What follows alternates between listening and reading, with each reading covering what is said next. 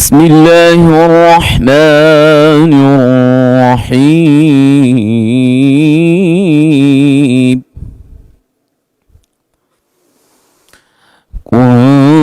كنتم خير أمة أخرجت للناس تأمرون بالمعروف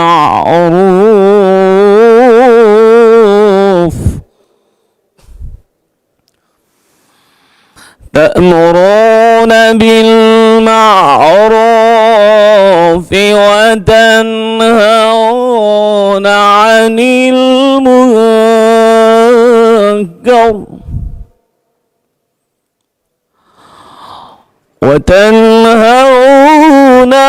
المنكر وتؤمنون بالله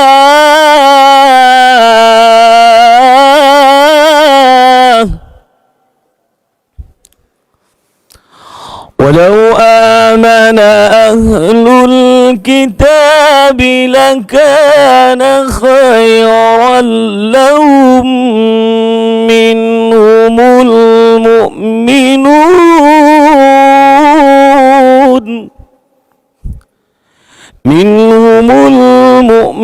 المؤمنون وأكثرهم الفاسقون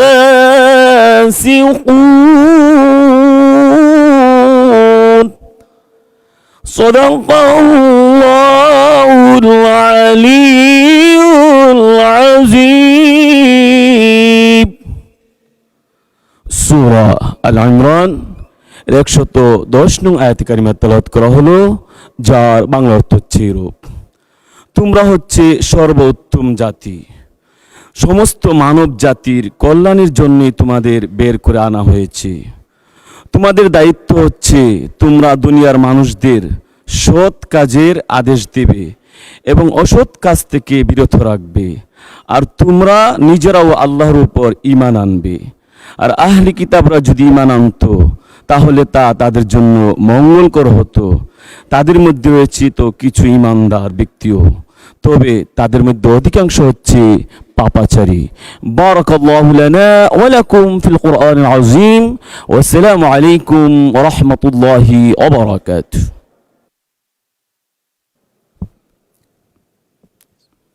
বিসমিল্লাহির রহমানির রহিম।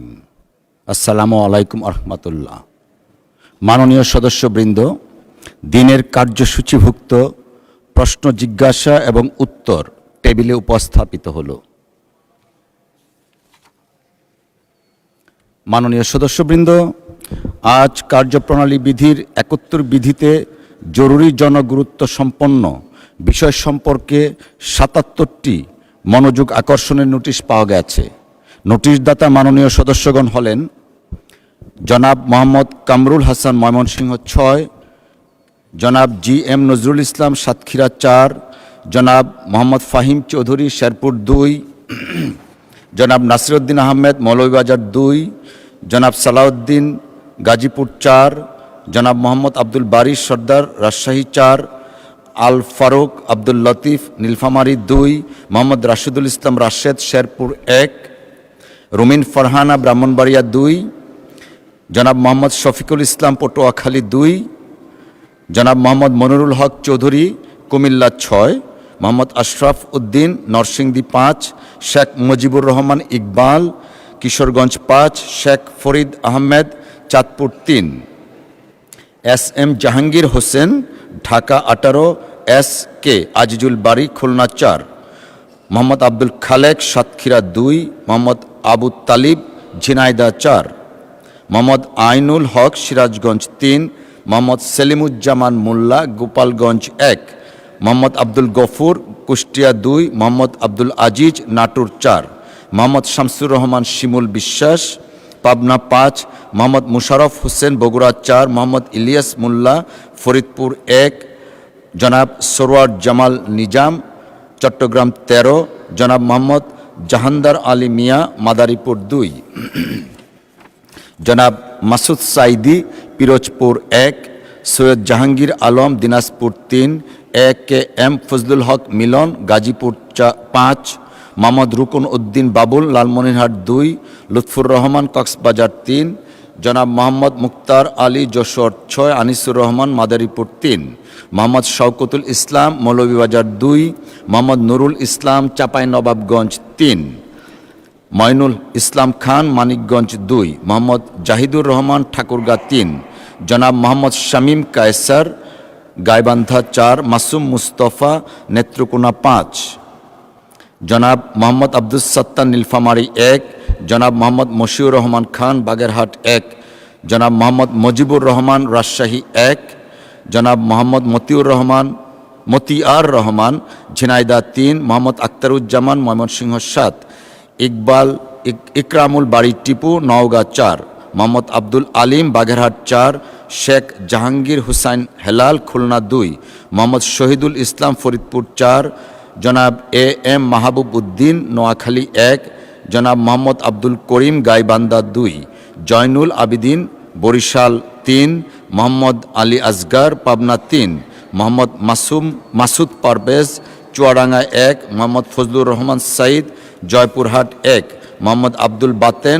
ঢাকা 16, জনাব মোহাম্মদ আবুল খায়ের ভূঁইয়া লক্ষ্মীপুর 2, জনাব মোহাম্মদ জালাল উদ্দিন চাঁদপুর 2, জনাব মোহাম্মদ ইজ্জত উল্লাহ সাতক্ষীরা 1, গাজী এনামুল হক যশোর 5, জনাব মোহাম্মদ এনামুল হক নওগাঁ 2, সৈয়দ জয়নুল আবিদিন ঢাকা 4, জনাব এরশাদ উল্লাহ চট্টগ্রাম 8, জনাব মোহাম্মদ আব্দুল মান্নান ব্রাহ্মণবাড়িয়া 5, জনাব আবদুল্লাহ আল আমিন নারায়ণগঞ্জ 4, জনাব আতিকুর রহমান মুজাহিদ কুড়িগ্রাম 2, আবুল কালাম আজাদ সিদ্দিকী টাঙ্গাইল 7, জনাব মোহাম্মদ সাইফুল আলম ঢাকা 12, জনাব শাহজাহান চৌধুরী চট্টগ্রাম 15, জনাব এ কে এম সেলিম রাজা হাবিব পাবনা 2, জনাব মোহাম্মদ মুবাশশর আলম ভূঁইয়া কুমিল্লা 10, আমির এজাজ খান খুলনা 1, আলমগীর মোহাম্মদ মাহফুজ উল্লাহ ফরিদ কক্সবাজার 2, এম রুহুল কুদ্দুস তালুকদার দুলু নাটুর 2, মোহাম্মদ শাহাদাত হোসেন লক্ষ্মীপুর 1, কামরুজ্জামান কামরুল সুনামগঞ্জ 1, জনাব মোহাম্মদ আবুল কালাম আজাদ খুলনা 6। নোটিশগুলোর মধ্যে হতে আমি শেরপুর 2 আসন হতে নির্বাচিত মাননীয় সংসদ সদস্য জনাব মোহাম্মদ ফাহিম চৌধুরী, সিরাজগঞ্জ 3 আসন হতে নির্বাচিত মাননীয় সংসদ সদস্য জনাব মোহাম্মদ আইনুল হক এবং ময়মনসিংহ 10 আসন হতে নির্বাচিত মাননীয় সংসদ সদস্য জনাব মোহাম্মদ আখতারুজ্জামানের নোটিশগুলো গ্রহণ করলাম। বাকি নোটিশ গ্রহণ করা সম্ভব হলো না বলে আন্তরিকভাবে দুঃখিত। যাদের নোটিশ গ্রহণ করা সম্ভব হয়নি, বিধি অনুযায়ী তাদের মধ্য হতে প্রত্যেককে নিজ নিজ নোটিশের বিষয়বস্তু সম্পর্কে 2 মিনিট করে বক্তব্য রাখার আহ্বান জানাবো। তবে মোট 30 মিনিটের মধ্যে যতজন সদস্যের বক্তব্য রাখা সম্ভব ততজন সদস্য বক্তব্য রাখবেন। প্রথমে বক্তব্য রাখবেন জনাব মাসুদ সাইদি, পিরোজপুর 1। ধন্যবাদ। 2 মিনিট, প্রত্যেকে 2 মিনিট। মাননীয় স্পিকার, আপনাকে ধন্যবাদ। আমার বিষয়বস্তুটি ছিল মাননীয় স্পিকার আমার পিরোজপুর জেলার রেল লাইন চালুকরণ প্রসঙ্গে। মাননীয় স্পিকার, পিরোজপুর ও তার আশপাশের জেলাগুলো কৃষি ও মৎস্য সম্পদের জন্য বিখ্যাত। মাননীয় স্পিকার, রেল লাইন থাকলে এই অঞ্চলের কৃষিপণ্য যেমন নারকেল, সুপারি, পেয়ারা কিংবা মাছ দ্রুত সুলভ মূল্যে ঢাকা বা অন্যান্য বড় শহরে পাঠানো সম্ভব হবে। বর্তমানে গোপালগঞ্জ পর্যন্ত রেলের সংযোগ চালু থাকলেও পিরোজপুর পর্যন্ত রেল লাইন চালু নেই। মাননীয় সদস্য, আপনার নোটিশটা ছিল হলো সরকারি মাদক নিরাময় কাউন্সিলিং এবং পুনর্বাসন কেন্দ্র স্থাপন। ধন্যবাদ মাননীয় স্পিকার। অনেকগুলো নোটিশ দিয়েছেন তো, এরকম হতে পারে, আপনি এটাতে আসেন প্লিজ। জি, থ্যাংক ইউ মাননীয় স্পিকার। আমার একটি ছিল যে মাদকের বিষয়ে আমার এটি ছিল যে আমার পিরোজপুরে একটি আধুনিক মাদক নিরাময় কাউন্সিলিং ও পুনর্বাসন কেন্দ্র স্থাপন প্রসঙ্গে। মাননীয় স্পিকার, মাদক এক ভয়াবহ ক্ষতিকর বিষয় যার প্রভাব একটি মানবিক রাষ্ট্র গঠন ও প্রক্রিয়ার মারাত্মকভাবে ব্যাহত হয়। আন্তর্জাতিকভাবে মাদকাসক্তি মারাত্মক ব্যাধি হিসাবে পরিগণিত। মাদকের ক্ষতিকর মানসিক ও স্বাস্থ্যগত প্রভাবে সামাজিক, রাজনৈতিক, অর্থনৈতিক ক্ষতির মুখে পড়েছে আধুনিক রাষ্ট্রের উন্নয়ন। একজন মাদকাসক্ত ব্যক্তি একটি পরিবার ধ্বংসের জন্য যথেষ্ট। মাননীয় স্পিকার, আমাদের দেশের চিকিৎসার আওতায় নেই মাদকাসক্তের মধ্যে প্রায় 99% মাদকাসক্ত ব্যক্তি। সরকারি বেসরকারি উদ্যোগে মিলে মোট মাদকাসক্তের 1%-এরও কম ব্যক্তিকে আনা সম্ভব হয়েছে চিকিৎসার আওতায়। সারা দেশে বিপুল সংখ্যক তরুণ ও যুবক এই দুরারোগ্য আসক্তিতে শিকার, কিন্তু মাদকাসক্তির চিকিৎসা নিরাময়ের জন্য সরকারি প্রতিষ্ঠান আছে মাত্র 4টি। এছাড়া বেসরকারি নিরাময় কেন্দ্রের সংখ্যা প্রায় 355টি। মাদকাসক্তের সংখ্যা নিয়মিত বাড়ায় চিকিৎসার সুযোগ সুবিধা আরও জরুরি হয়ে পড়েছে মাননীয় স্পিকার। এই জন্য আমাদের পিরোজপুর একটি মাদক নিরাময় কাউন্সিলিং পরিবেশক কেন্দ্রের জন্য মাননীয় স্বরাষ্ট্রমন্ত্রী মহোদয় ব্যবস্থা। ধন্যবাদ মাননীয় সদস্য। দিনাজপুর 3 আসন থেকে নির্বাচিত মাননীয় সদস্য জনাব সৈয়দ জাহাঙ্গীর আলম। সৈয়দ জাহাঙ্গীর আলম।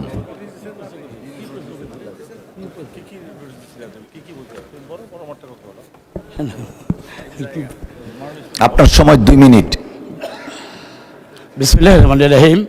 মাননীয় স্পিকার, আপনাকে অনেক ধন্যবাদ যে দীর্ঘদিন অনেক নোটিশ করার পর আজকে আপনি আমাকে কথা বলার সুযোগ দিয়েছেন, এই জন্য আপনার প্রতি কৃতজ্ঞ। এবং এই আজকে সংসদ নেতা আমাদের মাননীয় প্রধানমন্ত্রী, ওনার প্রতি কৃতজ্ঞতা জানাই যে উনি দিনাজপুর সদর 3 আসনে প্রিয় নেত্রী প্রয়াত নেত্রী বেগম খালেদা জিয়ার সদর 3 আসনে প্রার্থী হওয়ার পরেও উনি অসুস্থ থাকার পরে উনি আমাকে সদর 3 আসনে মনোনয়ন দিয়েছেন, এই জন্য ওনার প্রতি কৃতজ্ঞতা জানাই আজকে।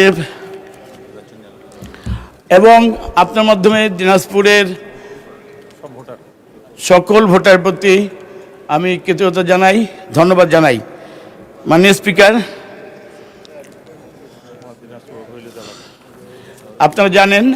আপনি জানেন যে দিনাজপুর একটি কৃষিভিত্তিক অঞ্চল, যেই অঞ্চলে আমাদের মাননীয় প্রধানমন্ত্রী নির্বাচনের পূর্বে উনি বিরামপুরে গিয়েছিলেন। উনি কিন্তু আমাদেরকে এই দিনাজপুরের কৃষিভিত্তিক এলাকা হওয়ার জন্য উনি ওখানে একটি কৃষিভিত্তিক শিল্প কলকারখানা গড়ে তোলার কথা ব্যক্ত করেছিলেন। আজকে আমি আপনার মাধ্যমে মাননীয় প্রধানমন্ত্রী এবং শিল্পমন্ত্রীর কাছে আমার অনুরোধ যে দিনাজপুরে আগামী কবে এই প্রকল্পটি বাস্তবায়নের সুযোগ রয়েছে, কৃষিভিত্তিক শিল্প কলকারখানা গড়ে তোলা, যেটির মধ্য দিয়ে আমাদের এলাকার বেকার যুবকদের কর্মের সংস্থান ইনশাল্লাহ হবে। আপনাকে ধন্যবাদ।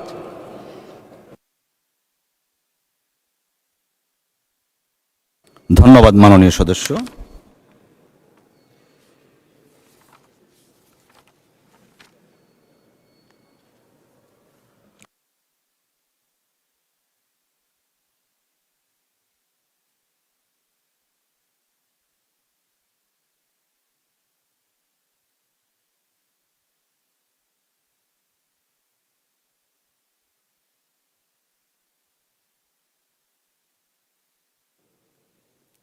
বাগেরহাট 1 আসন থেকে নির্বাচিত মাননীয় সদস্য জনাব মোহাম্মদ মশিউর রহমান খান। জনাব মশিউর রহমান খান।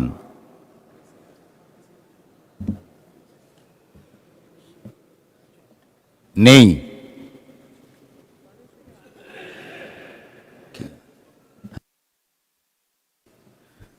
উনি বোধহয় উপস্থিত নেই। জয়পুরহাট 1 আসন থেকে নির্বাচিত মাননীয় সদস্য জনাব মোহাম্মদ ফজলুর রহমান সাইদ। ধন্যবাদ। ধন্যবাদ মাননীয় স্পিকার। আমি শুকরিয়া আদায় করছি আল্লাহ রাব্বুল আলামিনের দরবারে, দরুদ এবং সালাম বিশ্বনবী মুহাম্মদ রাসূলুল্লাহ সাল্লাল্লাহু আলাইহি সাল্লামের প্রতি। মাননীয় স্পিকার, আমি আমার এলাকার বিশেষ করে গ্রামীণ অবকাঠামোর উপরে কিছু কথা বলতে চাই, যদিও সেদিনে আমি কিছু কথা বলেছিলাম। বিশেষ করে আমরা যারা নির্বাচিত হয়ে এসেছি, আমরা সবাই জানি যে গ্রামের সাধারণ লোকের কাছে যেখানেই গিয়েছি তাদের মৌলিক একটা কথা ছিল যে আমাদের বাড়ির পাশে রাস্তাঘাট এগুলিতে আমরা বের হতে পারি না, এই রাস্তাগুলি সংস্কার হওয়া দরকার। এটা আমাদের সবার এলাকারিতে প্রায় আমরা যতটুকু জানি। সেই ক্ষেত্রে আমি মনে করি অগ্রাধিকারের ভিত্তিতে যে সমস্ত এলাকাগুলিতে এই কাজগুলি দুর্বল হয়ে আছে সেই কাজগুলি করার জন্য আমি সবিনয় অনুরোধ করব। আমার এলজিআরডি মন্ত্রীর কাছে আমার সবিনয় অনুরোধ যে গ্রামীণ অবকাঠামোগুলিকে উন্নয়নের জন্য আমরা যেন অগ্রাধিকার ভিত্তিতে সে কাজগুলি করতে পারি। এটা হলো আমার প্রথম কথা। মাননীয় স্পিকার, আমরা আসলেই জানি যে আমাদের গোটা দেশেই যদি ধরি বর্তমান পরিস্থিতি খুব সংকটাপন্ন। শুধু তেল সংকট নয়, তেল সংকটের জন্য যেটা হচ্ছেই, কিন্তু এই রাস্তাঘাটের কাজের ক্ষেত্রেও যেমন ইঞ্জিনিয়ারদের সাথে আমি বসছিলাম, তারা বলছে যে বিটুমিনের অভাবে এখন কাজ করা যাচ্ছে না, বিটুমিনের অনেক দাম হওয়ার কারণে কাজ শুরু করতে পারছে না, শুকনা মৌসুমে কাজগুলো হওয়ার কথা। সেক্ষেত্রে যে সমস্ত সংকট আমরা দেখতে পাচ্ছি, এই সংকটগুলো নিরসনের জন্য আমাদের বিশেষ করে অগ্রাধিকার দেওয়া দরকার। মাননীয় স্পিকার, আমি মনে করি যে আমাদের বর্তমান দেশের যে সংকট, সেই সংকটকে নিরসনের জন্য আমরা পদক্ষেপ যদি নিতে পারি, তাহলে আমার দেশের জনগণ সুখে শান্তিতে থাকবে। এই আশাবাদ ব্যক্তের কথা শেষ করছি। ধন্যবাদ মাননীয় স্পিকার। পাবনা 2 আসন থেকে নির্বাচিত মাননীয় সদস্য জনাব AKM সেলিম রেজা হাবিব। জনাব AKM সেলিম রেজা হাবিব, উনি তো জি। মাননীয় স্পিকার, আপনাকে ধন্যবাদ।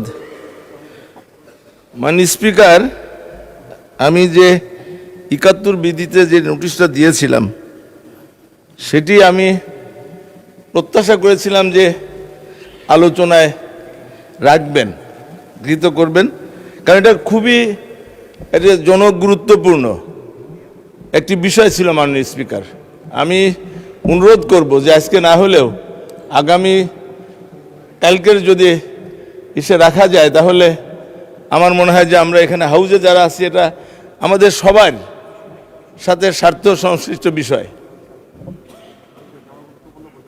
জনগুরুত্বপূর্ণ। জি,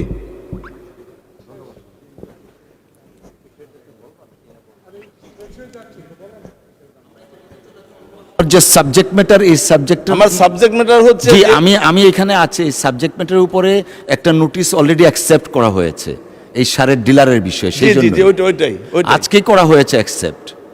সো এই কারণেই আর কি আপনাকে 2 মিনিট সময় দেওয়া হলো, আর একটা অ্যাকসেপ্ট করা হয়েছে সেম ম্যাটারের উপরে। আপনি শেষ তাহলে আমি করুন। ওই দিনই বলি। ওই দিন আপনি বলার সুযোগ পাবেন, আজকে আপনারটা উত্থাপন ও, আচ্ছা, করেন। আচ্ছা, আচ্ছা। Thank you. তো মানে স্পিকার, বিষয়টি যে আমরা গভীর উদ্বেগের সঙ্গে লক্ষ্য করছি যে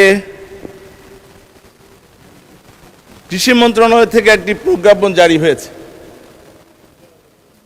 বাংলাদেশ কৃষি নির্ভর দেশ এবং কৃষকদের স্বার্থের সাথে এই সার খুবই গুরুত্বপূর্ণ একটি ভূমিকা রাখে আর কি, সারের ডিলাররা।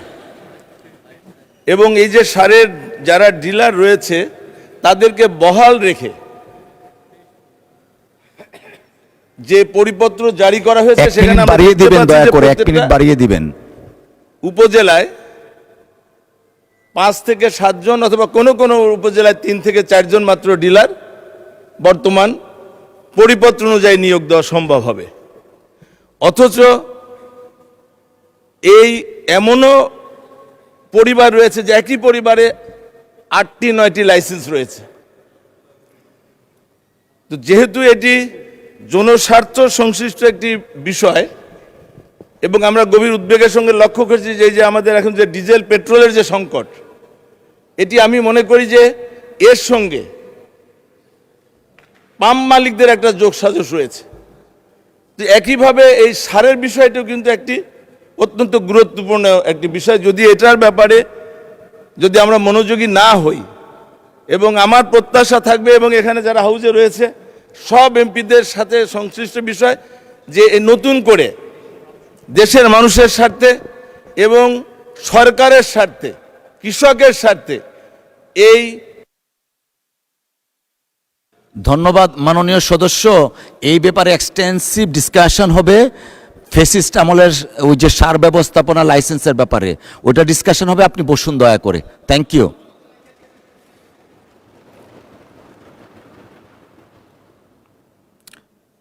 বক্তব্য প্রদান করবেন কুমিল্লা 10 আসন থেকে নির্বাচিত মাননীয় সদস্য জনাব মোহাম্মদ মুবাশ্শের আলম ভূঁইয়া।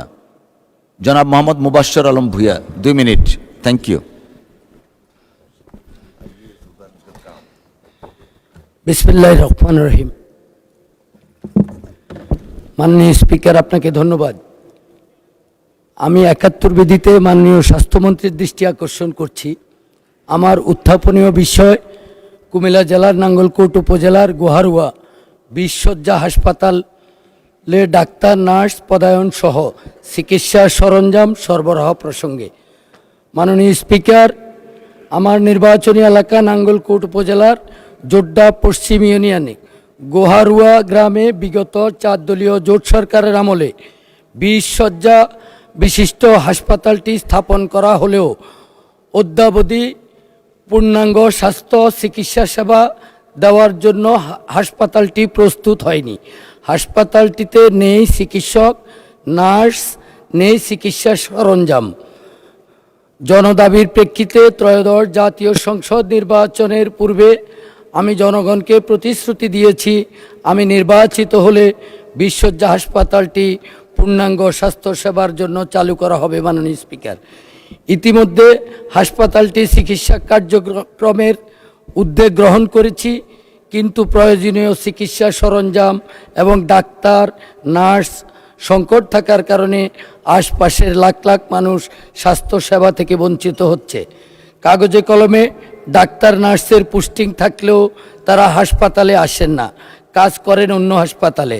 হাসপাতালটি উপজেলার দক্ষিণ পশ্চিম অঞ্চলে অবস্থান হওয়ার নাঙ্গলকোট, সোনাইমুড়ি, মনোহরগঞ্জ, সেনবাগের আংশিক সীমান্ত এলাকার লক্ষাধিক মানুষ চিকিৎসা সেবা পাওয়ার আশায় প্রতীক্ষার প্রহর গুনছে। এমত অবস্থায় গোহারুয়া 20 শয্যা হাসপাতালে পূর্ণাঙ্গ চিকিৎসা সেবা চালুর। ধন্যবাদ মাননীয় সদস্য। নাটোর 2 আসন থেকে নির্বাচিত মাননীয় সদস্য জনাব এম রুহুল কুদ্দুস তালুকদার দুলু। জনাব এম রুহুল কুদ্দুস তালুকদার দুলু, নাটোর 2 আসন থেকে নির্বাচিত মাননীয় সদস্য।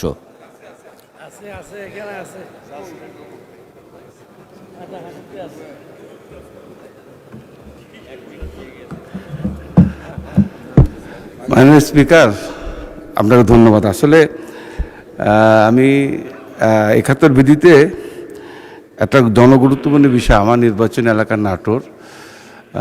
আপনি জানেন যে নাটোর একটা ঐতিহ্যবাহী জেলা শহর এবং রানী ভবানী, বনলতা সেন, কাঁচাগোল্লা নামে বিখ্যাত। একসময় রাজধানী ছিল নাটোর, কিন্তু দুঃখজনক হলো একটা বাইপাস নাই। আমি এই বিষয়ে অ্যাকচুয়ালি এটা একটা জনগুরুত্বপূর্ণ 71 বিধিতে আপনাকে বেশি দৃষ্টি আকর্ষণ করেছিলাম এটার উপর আলোচনা করার জন্য। 2 মিনিট আলোচনা না করে আমাকে যদি একটা সুযোগ দেওয়া হতো মাননীয় স্পিকার, পরবর্তীতে যদি আপনি অ্যালাউ করেন আমি দরখাস্ত করব। আমি এই বিষয়ে একটা যোগাযোগ মন্ত্রীর দৃষ্টি আকর্ষণ করেছি, যেহেতু ওই 16টা জেলা আমার নাটোরের উপর দিয়ে রাজশাহী বিভাগের শহরে যায়। বাইপাস না থাকার কারণে মানুষকে ঘন্টার পর ঘন্টা নাটোর শহরে কষ্টের মধ্যে দীর্ঘ সময় অতিবাহিত করতে হয়। অনেক সময় রুগী জরুরি ভিত্তিতে রাজশাহী মেডিকেল কলেজে নিয়ে যাওয়ার জন্য রেল স্টেশনে গেট আটকে থাকার কারণে অনেক সময় আটকে থাকার কারণে প্রতিদিন 34টা ট্রেন যায় নাটোর শহর দিয়ে।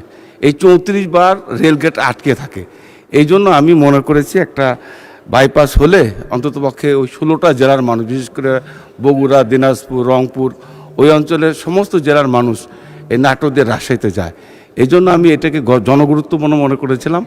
আপনার দৃষ্টি আকর্ষণ করছি, পরবর্তীতে যদি এটা আপনি গ্রহণ করেন তাহলে আমি এটা আলোচনা করতে পারতাম। এটা অত্যন্ত গুরুত্বপূর্ণ। মাননীয় স্পিকার, আপনাকে ধন্যবাদ। আসসালামু আলাইকুম। ধন্যবাদ মাননীয় সদস্য। কাঁচাগোল্লার কথা মাননীয় সকল সংসদ সদস্য শুনেছেন, এটুকুই বললাম আর কি। ধন্যবাদ। ময়মনসিংহ 6 আসন থেকে নির্বাচিত মাননীয় সদস্য জনাব মোহাম্মদ কামরুল হাসান। জনাব মোহাম্মদ কামরুল হাসান। আসসালামু আলাইকুম। মাননীয় স্পিকার, আপনাকে ধন্যবাদ। আমার নোটিশের বিষয়বস্তু ছিল ময়মনসিংহ জেলার ফুলবাড়িয়া উপজেলার ফুলবাড়িয়া পৌরসভার একটি শিশু পার্ক নির্মাণ প্রসঙ্গে। ফুলবাড়িয়া পৌরসভাটি প্রথম শ্রেণীর পৌরসভা হলেও সেখানে স্ট্রিট লাইট নেই, ড্রেনেজ ব্যবস্থা নেই এবং সেখানে রাস্তাও প্রায় 50% রাস্তা হচ্ছে কাঁচা। পাশাপাশি একটি রাস্তা যেটা দক্ষিণাঞ্চলে চলাচলের জন্য পৌরসভার মধ্য দিয়ে গিয়েছে, সে কারণে যানজট লেগে থাকে। এই জন্য আমি নোটিশ করেছি যে আমার পৌরসভায় আখালিয়া নদীর পার ঘেঁষে যে বিস্তর জায়গা। এই জায়গায় আমতলী থেকে সেই ভালুকজান ব্রিজ পর্যন্ত এই রাস্তাটি ওয়াকওয়ে নির্মাণ এবং পাশাপাশি এটার পার্শ্ববর্তী যে জায়গা রয়েছে সরকারি জায়গা, সেখানে একটি পৌর শিশু পার্ক স্থাপন করার মাধ্যমে পৌরবাসীর বিনোদনের সুযোগ করে দেওয়া প্রয়োজন। আমি মাননীয় এলজিইডি মন্ত্রীর দৃষ্টি আকর্ষণ করছি মাননীয় স্পিকার, আমি এলজিইডি মন্ত্রীর দৃষ্টি আকর্ষণ করছি এখানে একটি শিশু পার্ক সহ পৌরসভার নাগরিক সেবা মান উন্নয়নে উনি ভূমিকা রাখবেন এবং বিশেষ করে আমতলী ব্রিজ থেকে সেই ভালুকজান ব্রিজ পর্যন্ত এই জায়গাটি ওয়াকওয়ে নির্মাণ করে সৌন্দর্য বর্ধনের আমাকে সহযোগিতা করবেন। মাননীয় স্পিকার, আপনাকে ধন্যবাদ। ধন্যবাদ মাননীয় সদস্য। সাতক্ষীরা 4 আসন থেকে নির্বাচিত মাননীয় সদস্য জনাব GM নজরুল ইসলাম। ধন্যবাদ। মাননীয় স্পিকার, আপনাকে ধন্যবাদ। আমি 71 বিধিতে মাননীয় বেসামরিক বিমান এবং পর্যটন মন্ত্রী মহোদয়ের দৃষ্টি আকর্ষণ করে একটি নোটিশ প্রদান করেছি। বিষয়বস্তু হলো, আমি প্রায় বলে থাকি আমার শ্যামনগরটা হলো বাংলাদেশের দ্বিতীয় বৃহত্তম উপজেলা এবং কোস্টাল বেল্ট উপজেলা, বানভাসী এলাকা। বানভাসী এলাকা হলো এখানে কিছু ঐতিহাসিক নিদর্শন রয়েছে। 1947 পূর্ব ব্রিটিশ আমলের রাজা প্রতাপাদিত্যের আমলের আমাদের শ্যামনগরের প্রপারে জমিদার বাড়ি কালের সাক্ষী হয়ে এখনও দাঁড়িয়ে আছে। এর পাশে যে বড় দিঘিপাড়ায় নহবতখানা, এটাও কালের সাক্ষী হিসেবে দাঁড়িয়ে আছে।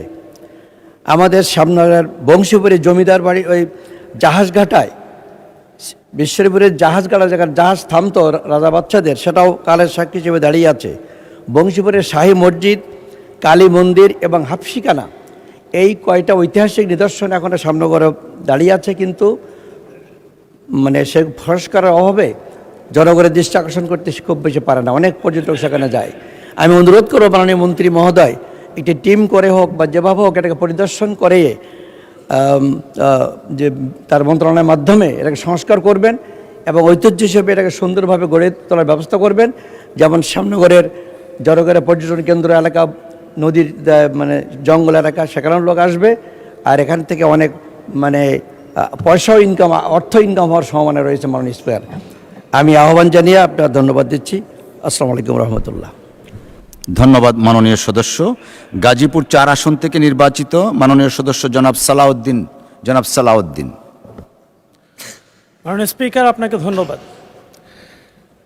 আজকে আমি কথা বলতে চাচ্ছি লোডশেডিং নিয়ে। এখন আমাদের বিশেষ করে গাজীপুরের কাপাসিয়ায় 10 থেকে 12 ঘন্টা পর্যন্ত লোডশেডিং হয়। সেখানে চিকিৎসা ব্যবস্থা ব্যাপকভাবে ব্যাহত হচ্ছে। এই বিদ্যুৎ না থাকার কারণে সেচ ব্যবস্থা ভেঙে পড়েছে। এসএসসি পরীক্ষার্থীরা হাই করছে। বিদ্যুতের সংকটের কারণে চতুর্দিকে যেই অবস্থা চলছে, এটা উত্তরণে আশু ব্যবস্থা গ্রহণ না করলে তারা ব্যাপকভাবে ক্ষতিগ্রস্ত হবে। বিষয়টি দেখার জন্য সম্মানিত বিদ্যুৎ এবং জ্বালানি মন্ত্রীর কাছে বিনয় অনুরোধ করছি। একই সাথে যেহেতু আমার নির্ধারিত বিষয় শেষ হয়েছে, একটি বিষয় আমি নজরে আনতে চাই। আজকেই এটা নজরে এসেছে যে এই সংসদের বিভিন্ন পণ্য ক্রয়ে, দ্রব্য ক্রয়ে ব্যাপক দুর্নীতি হয়েছে।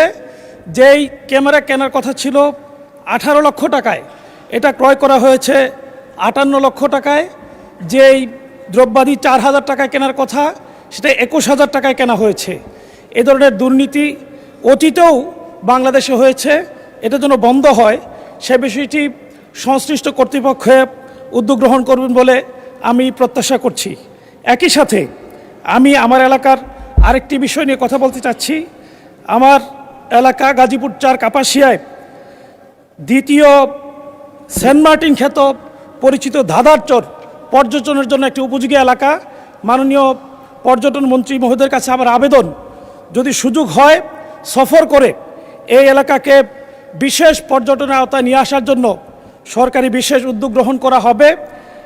এই এলাকাটি ঢাকা নিকটবর্তী হওয়ায় প্রচুর পর্যটক সেখানে আসবেন বলে প্রত্যাশা করা যায়। একই সাথে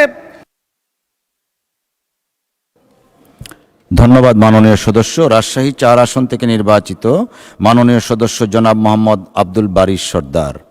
জনাব মোহাম্মদ আব্দুল বারী সর্দার, ধন্যবাদ। বিসমিল্লাহির রহমানির রহিম। আল্লাহর শুকরিয়া, আলহামদুলিল্লাহ। দরুদ ও সালাম বিশ্ব মানবতার মুক্তির দূত জনাবে মোহাম্মদ রাসূলুল্লাহ সাল্লাল্লাহু আলাইহি সাল্লামের উপরে। আমি মাননীয় স্পিকার, আপনাকে ধন্যবাদ এবং আপনার মাধ্যমে আমার নির্বাচনী এলাকা 55 রাজশাহী 4 বাগমারার সকল স্তরের জনগণকে জানাই অভিনন্দন, শুভেচ্ছা, ধন্যবাদ। আমার আজকের উত্থাপীয় বিষয় আইন শৃঙ্খলার অবনতি প্রসঙ্গে। ইতিমধ্যে আপনারা পত্রিকার নিউজের মাধ্যমে জানতে পেরেছেন যে আমার নির্বাচনী এলাকা রাজশাহী 4 বাগমারায় নির্বাচনোত্তর সহিংসতার কারণে আইন শৃঙ্খলার বেশ অবনতি ঘটেছে। গত 24শে মার্চ তারিখে আমার নির্বাচনী এলাকার গাঙ্গোপাড়া ডিগ্রি কলেজের সম্মানিত শিক্ষক জনাব সুলতান স্যারকে ওনার বাড়ির কাছেই বাজারে দুষ্কৃতিকারীরা ধরে মারধর করে তাকে জখম করেছেন। উনি হসপিটালে ভর্তি ছিলেন, এখন বাসায় এসেছেন। এ ব্যাপারে থানায় অভিযোগ করা হয়েছে, কিন্তু দুঃখের বিষয় আজ পর্যন্ত কোনো আসামি গ্রেপ্তার হয় নাই। এরপরে একই কলেজের ভাইস প্রিন্সিপাল জনাব মনসুর রহমানকে বারবার হুমকি ধুমকি দেওয়া হচ্ছে যেন উনি কলেজে না আসেন। তাদের কারণ একটাই ছিল যে তারা আমার পক্ষে ভোটের সময় কাজ করেছিলেন, নির্বাচনের সময়। এজন্য মাননীয় স্পিকার, আমি মনে করি গণতান্ত্রিক দেশে নির্বাচনে জয় পরাজয় দুটোই থাকবে এবং এটা মেনে নেওয়ার মানসিকতাও আমাদেরকে থাকতে হবে। পরাজয়ের গ্লানি নিয়ে যদি এলাকায় এরকম। ধন্যবাদ মাননীয় সদস্য। নীলফামারী 2 আসন থেকে নির্বাচিত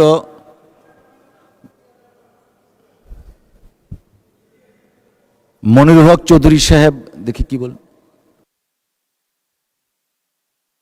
উপরোক্ত 71 বিধি অনুযায়ী গ্রহণযোগ্য, অথচ 71 বিধি অনুযায়ী গ্রহণ করা সম্ভব হয় নাই, যেটা আপনার এখতিয়ার। ধন্যবাদ।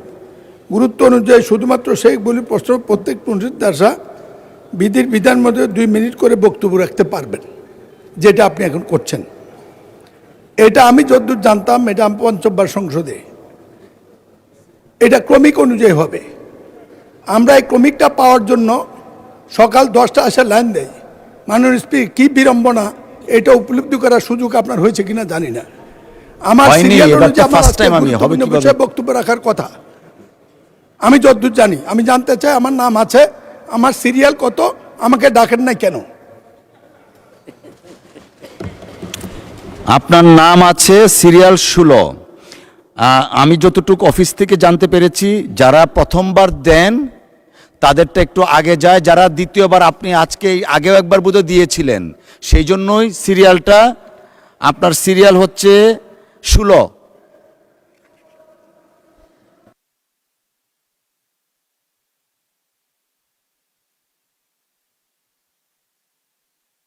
মাননীয় সদস্য, আই হ্যাভ বিন ইনফর্মড।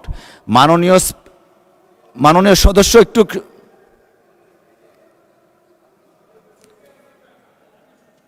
বসেন। মাননীয় সদস্য, আমাকে একটু বলার যদি সুযোগ দিতেন দয়া করে। আপনি বসুন দয়া করে, সিনিয়র মেম্বার এই হাউজের। আমাদের আগের সাবেক একটা স্পিকারের রুলিং আছে, যারা প্রথমবার দেন তাদেরটা প্রায়োরিটাইজ হয়। যারা, মাননীয় সদস্য আমি শেষ করি, একটু প্যাশেন্স রাখি আমরা।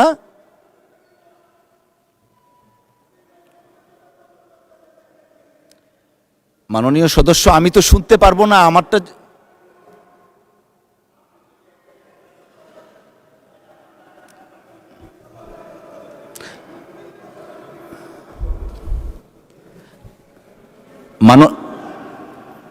মাননীয় সদস্য একটু দয়া করে অ্যালাউ করেন, আমি বলি আপনি শুনেন। সাবেক একটা রুলিং আছে স্পিকার কর্তৃক প্রদত্ত।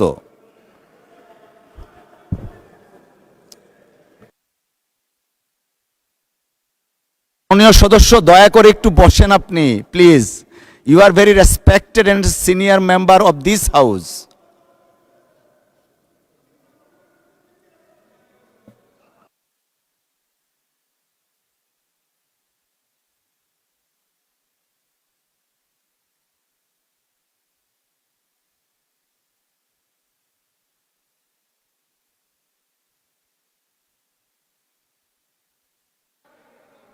না না না, মাননীয় আপনি বসেন, জয়নুল আবেদিন সাহেব আপনি বসেন প্লিজ।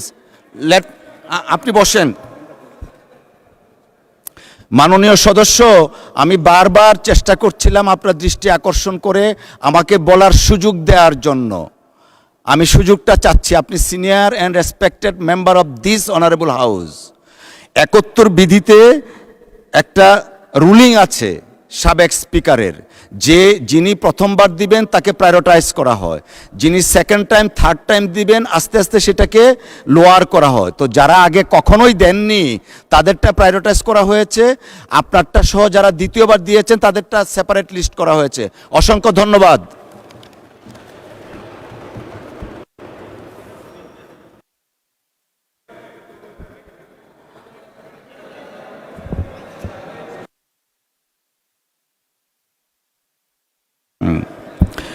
বক্তব্য রাখবেন নীলফামারী 2 আসন থেকে নির্বাচিত মাননীয় সদস্য জনাব আল ফারুক আব্দুল লতিফ। আল ফারুক আব্দুল লতিফ, ধন্যবাদ। বিসমিল্লাহির রহমানির রহিম। মাননীয় স্পিকার, আপনাকে ধন্যবাদ। মাননীয় স্পিকার, আপনি জানেন বাংলাদেশে একসময় নীলের চাষ হতো। নীলফামারী জেলা নীল চাষের জন্য উপযোগী হওয়ায় ব্রিটিশ আমলে এই নীলফামারী জেলাতে নীলের চাষের জন্য নীলফামারী জেলায় নীলের খামার তৈরি হয়। সেখান থেকে নীল খামার অবভ্রংশ হয়ে নীলফামারী এবং তার অবভ্রংশ হয়ে নীলফামারী জেলার রূপান্তর হয়েছে। এই নীলের খামার আজ নাই। উত্তরবঙ্গ শস্য ভাণ্ডার হিসাবে, বিশেষ করে রংপুর বিভাগ শস্য ভাণ্ডার হিসাবে দেশে পরিচিত হলেও উত্তরাঞ্চলের এই এলাকায় শিল্পের উন্নয়ন খুব জরুরি হয়ে পড়েছে। উত্তরাঞ্চলের একমাত্র ইপিজেড নীলফামারী ইপিজেড প্রতিষ্ঠা করা হলেও দুর্ভাগ্যক্রমে এটিকে পূর্ণাঙ্গকরণের ব্যাপারে কোনো ব্যবস্থা এখনো পর্যন্ত গ্রহণ করা হয়নি। 160 একর সম্পত্তি নতুন করে অধিগ্রহণ করার চিন্তাভাবনা করা হলেও এখনও সে প্রক্রিয়া চলমান অবস্থায় আছে, পূর্ণাঙ্গ রূপ আপনি করেনি। ইপিজেড থেকে পণ্য পরিবহনের জন্য, কন্টেইনার পরিবহনের জন্য যে যোগাযোগ ব্যবস্থা দরকার, রেলপথ দরকার, সেই রেলপথ সংযুক্ত নয়। কন্টেইনারগুলো রাখার জন্য কোনো কন্টেইনার টার্মিনাল নির্মাণ করা হয়নি। এবং এই ইপিজেডের সম্মুখে যে রাস্তাটি রয়েছে নীলফামারী সৈয়দপুর মহাসড়ক, এই সড়কটি অত্যন্ত অনুপযোগী হয়ে পড়েছে ইপিজেডের শ্রমিক এবং সাধারণ মানুষের চলাফেরার। এখানে এই ওভারব্রিজ নির্মাণ করা এবং একই সঙ্গে বাইপাস রোড নির্মাণ করা অত্যন্ত জরুরি হয়ে পড়েছে। এই সকল ব্যবস্থা গ্রহণের মাধ্যমে ইপিজেডটিকে পূর্ণাঙ্গ রূপদান এবং ওই এলাকায় উন্নয়নের ব্যাপারে এই ইপিজেডের সত্যিকার অর্থে অবদান রাখার সুযোগ গ্রহণের জন্য আমি নিবেদন করছি। ধন্যবাদ মাননীয় সদস্য। শেরপুর 1 আসন থেকে নির্বাচিত মাননীয় সদস্য জনাব মোহাম্মদ রাশেদুল ইসলাম রাশেদ। মাননীয় স্পিকার, আপনাকে ধন্যবাদ। আমি আজকে মাননীয় শিক্ষামন্ত্রী বরাবর যে নোটিশটি দিয়েছি সেটি হচ্ছে পিছিয়ে পড়া জনপদ হিসেবে আমার নির্বাচনী এলাকা তথা 143 শেরপুর 1 এই এলাকাকে অগ্রবর্তী করার লক্ষ্যে একটি বিশ্ববিদ্যালয় স্থাপন করা প্রসঙ্গে। কুড়িগ্রাম, জামালপুর, ময়মনসিংহ জেলার 7টি উপজেলা এবং শেরপুরের 5টি উপজেলা, বলা যায় যে এই উপজেলাগুলোর একটি কেন্দ্রবিন্দুতে পরিণত হয়েছে যাতায়াত সহ নানান দিক থেকে শেরপুর শহর।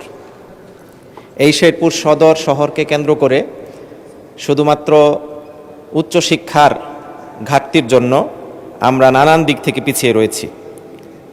উচ্চশিক্ষার সুযোগ সৃষ্টি করার বিকল্প নাই, এই বিষয়টি দীর্ঘদিন যাবৎ আমরা আমাদের স্থানীয় সমাজকর্মীগণ, শিক্ষাবিদ নানান শ্রেণী পেশার লোক সকলে মিলে মানববন্ধন, স্মারকলিপি পেশ সহ বিভিন্ন দাবি দাওয়া পেশ করা হয়েছে। কিন্তু এখনও পর্যন্ত এই দীর্ঘদিনের দাবির প্রেক্ষিতে শেরপুর একটি অবহেলিত জনপদ হওয়া সত্ত্বেও, পিছিয়ে পড়া জনপদ হওয়া সত্ত্বেও এ ব্যাপারে কোনো উদ্যোগ নেওয়া হয়নি। আমি এই বিষয়টিকে গুরুত্বপূর্ণ মনে করি আমার জেলায়, বিশেষ করে শেরপুর সদরে একটি পূর্ণাঙ্গ বিশ্ববিদ্যালয় অথবা একটি বিজ্ঞান ও প্রযুক্তি বিশ্ববিদ্যালয় স্থাপনের জন্য দাবি জানিয়ে এসেছি। মাননীয় স্পিকার, আমি মনে করি যে আমাদের এই পিছিয়ে পড়া জনপদগুলোর জন্য আমরা যদি এরকম একটি মৌলিক সিদ্ধান্ত নিতে পারি, তাহলে আমাদের জনপদগুলোর মৌলিক সংকট দূরীকরণের ক্ষেত্রে, সমৃদ্ধি আনয়নের ক্ষেত্রে আমরা গুরুত্বপূর্ণ ভূমিকা রাখতে পারবো ইনশাআল্লাহ। আপনাকে ধন্যবাদ জানাচ্ছি মাননীয় স্পিকার। ধন্যবাদ মাননীয় সদস্য। ব্রাহ্মণবাড়িয়া 2 আসন থেকে নির্বাচিত মাননীয় সদস্য রুমিন ফারহানা। ধন্যবাদ। মাননীয় স্পিকার, আপনাকে অসংখ্য ধন্যবাদ। মাননীয় স্পিকার, কাদম্বরী মরিয়া প্রমাণ করিল যে কাদম্বরী মরে নাই। আমাদের তেলের দাম শেষমেশ বৃদ্ধি হইল মাননীয় স্পিকার, কিন্তু তার আগে আমরা দেখলাম কয়েক কিলোমিটার জুড়ে লম্বা লাইন। আমরা দেখলাম মাঝরাত পর্যন্ত ড্রাইভাররা দাঁড়িয়ে আছে, তারা তেল পাচ্ছে না, কিন্তু সরকারের সেই ব্যাপারে কোনো হেলদোল নাই। আশ্চর্য হয়ে লক্ষ্য করলাম মাননীয় স্পিকার, মন্ত্রীরা যখন সংসদে বক্তব্য দেন তখন তারা অবলীলায় বলেন বাংলাদেশে জ্বালানির কোনো ঘাটতি নাই, কিন্তু মাননীয় স্পিকার যখন তেল নিতে যায় তখন দেখা যায় 3 কিলোমিটার লম্বা লাইন। মাননীয় স্পিকার, সরকার সম্ভবত কিছু পদক্ষেপ গ্রহণ করবার ঘোষণা দিয়েছে। তার একটা হচ্ছে মার্কেট প্লেস 7টা বাজে বন্ধ করে দেয়া। চমৎকার সিদ্ধান্ত মাননীয় স্পিকার, তবে মনে রাখতে হবে কেনাকাটা বা শপিং যেটুকু হয় সেটুকু সন্ধ্যার পরেই হয়, তার আগে হয় না। 2 হইল অফিস আদালতের সময় বলে পরিবর্তন করবে। 5 দিনের জায়গায় 4 দিন বা 3 দিন তারা কর্মঘণ্টা ঠিক করবে।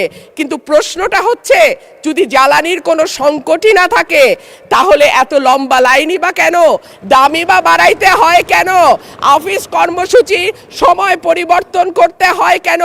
এই প্রশ্নগুলো তো ওঠে মাননীয় স্পিকার। মাননীয় স্পিকার, আপনার মাধ্যমে এই সংসদের কাছে আমি জানতে চাই, জ্বালানি মন্ত্রীরা যখন গণমাধ্যমে কথা বলেন তখন মনে হয় বাংলাদেশে আল্লাহর রহমতে কোনো সংকট নাই। ওনারা যদি পরিষ্কার করে বলেন বাংলাদেশে বর্তমানে কত দিনের অকটেন ডিজেলের মজুদ আছে, কতদিন চলতে পারবে, পাম্পগুলো কেন পর্যাপ্ত পরিমাণ তেল পায় না, তেলের মজুদদারি। ধন্যবাদ মাননীয় সদস্য। মাননীয় চিফ হুইপ প্লিজ আপনারা বসেন দয়া করে। মাননীয় চিফ হুইপের মাইকটা দেন please.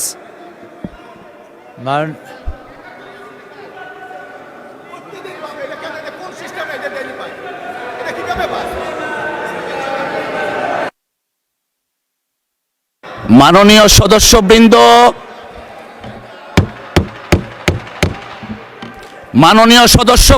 Please let us discipline ourself. মাননীয় চিফ হুইপ আপনি দাঁড়িয়েছিলেন।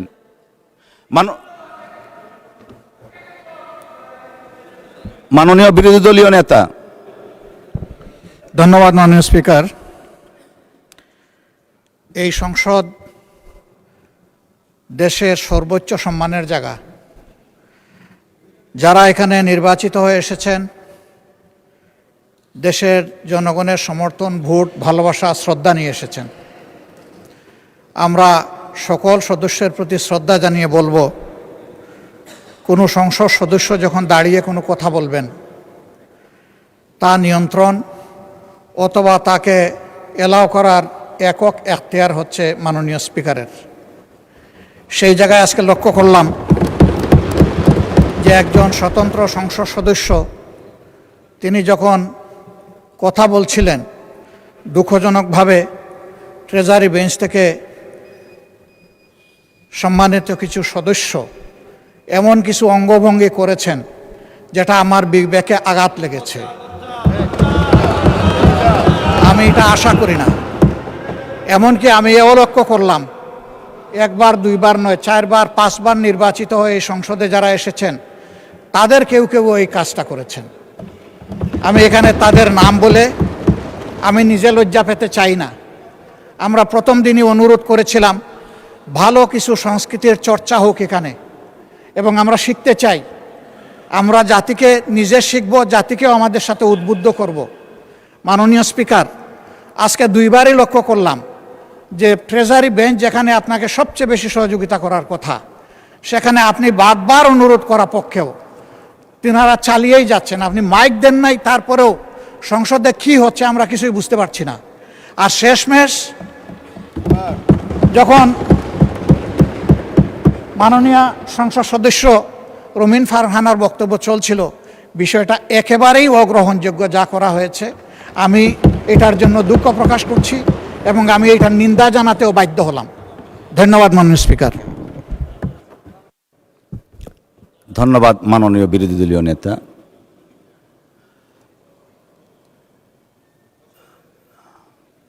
মাননীয় চিফ হুইপ কিছু বলতে চাচ্ছেন? প্লিজ। জি না না যান, আপনি যান। মাননীয় স্পিকার, বিষয়টা হলো যে এই বিষয়ের এখানে যে প্রশ্নটা উঠছে যে মাননীয় সদস্য আমাদের মনির হক চৌধুরী সাহেব 7 বার নোটিশ দিয়েছেন, কিন্তু তিনি একবারও পাননি, কথা বলতে পারেননি। আবার অনেকেই নোটিশ দিয়েছেন, একবারও কথা বলতে পারেনি। আবার কেউ 2-3 বার কথা বলছেন। তা আপনার সিদ্ধান্ত চূড়ান্ত, এই ব্যাপারে সঠিক আছে। মাননীয় বিরোধী নেতা অত্যন্ত সুন্দর করে সঠিকভাবে বলেছেন যে আপনার সিদ্ধান্ত চূড়ান্ত। কিন্তু মাননীয় স্পিকার, এই যে রুলিংটা, সেটা 1996 সালের 8ই আগস্ট সেই রুলিংটা দেওয়া হয়েছে। সেখানে ছিল, দেখা গেছে যে একজন মাননীয় সদস্য প্রতিদিন কথা বলে, আর অনেক সদস্যরা যারা অনেক পায় না। এটা হলো ওই সংসদের একেবারে শেষের দিকে। তো ওই সংসদের শেষের দিকে হওয়ার কারণে মানে ওই যে এর পরবর্তী সময়ে কেউ অনুষ্ঠিত করেনি। আমি আপনাকে অনুরোধ করতে চাই, মাননীয় সদস্যবৃন্দ প্রায় আমাদের 220 জন নতুন, তো এরা সবাই কথা বলতে চায় এবং কথা বলতে চায় তাদের এলাকার সম্পর্কে, দেশের গুরুত্বপূর্ণ বিষয় সম্পর্কে বলতে চায়। আমি সেক্ষেত্রে আপনাকে অনুরোধ করি যে এখানে নোটিশ দেওয়ার ব্যাপারে আমি আপনার মাধ্যমে সকলকে অবহিত করতে চাই। যিনি নোটিশ আগে দেবেন তারটা আগে আসবে, সিরিয়ালি আগে আসবে, মাননীয় স্পিকার পড়বেন। তো সেই জি আচ্ছা, নোটিশ আগে আসবে। আমি কথা শেষ করি। আপনারা যারা নতুন সদস্যবৃন্দ আছেন তাদের উদ্দেশ্যে বলছি, পুরাতন যারা না তাদের জন্য না। তারা নোটিশ আগে দিলে সবাই নোটিশ আগে আসবে। মাননীয় স্পিকার, আপনি কিছুদিন যদি এইরকম অনুষ্ঠিত করেন যে নোটিশ আগে দিলে আগে আসবে, এরকম যদি দেখেন একজন দুবার বক্তৃতা দিয়েছে, 3বার বক্তৃতা দিয়েছে, তখন তাকে আপনি ডেফার করে আরেকজনকে দিলেন। আর তাতে নতুন যারা সদস্য নোটিশ দেয় না তারা নোটিশ দিতে উৎসাহিত হবে এবং তাতে পার্লামেন্টে আরও প্রাণবন্ত হবে, কাজ করার সুযোগ হবে। কাজে আপনি যদি এইভাবে আগান তাহলে সুবিধা হবে। আমি আপনার সহযোগিতার জন্য এবং আমি এই ব্যাপারে সকল সদস্যবৃন্দের দৃষ্টি আকর্ষণ করি, আপনারা যদি এইভাবে আগান তাহলে আমার মনে হয় সেটা স্বাভাবিকভাবে বিফিটিং হবে। ধন্যবাদ মাননীয় স্পিকার। ধন্যবাদ মাননীয় চিফ হুইপ। ধন্যবাদ মাননীয় বিরোধী দলের নেতা। আপনি যে কথাটা বলেছেন নোটিশ, আমাদের এখানে নোটিশ নম্বর পর্যন্ত দেয়া আছে।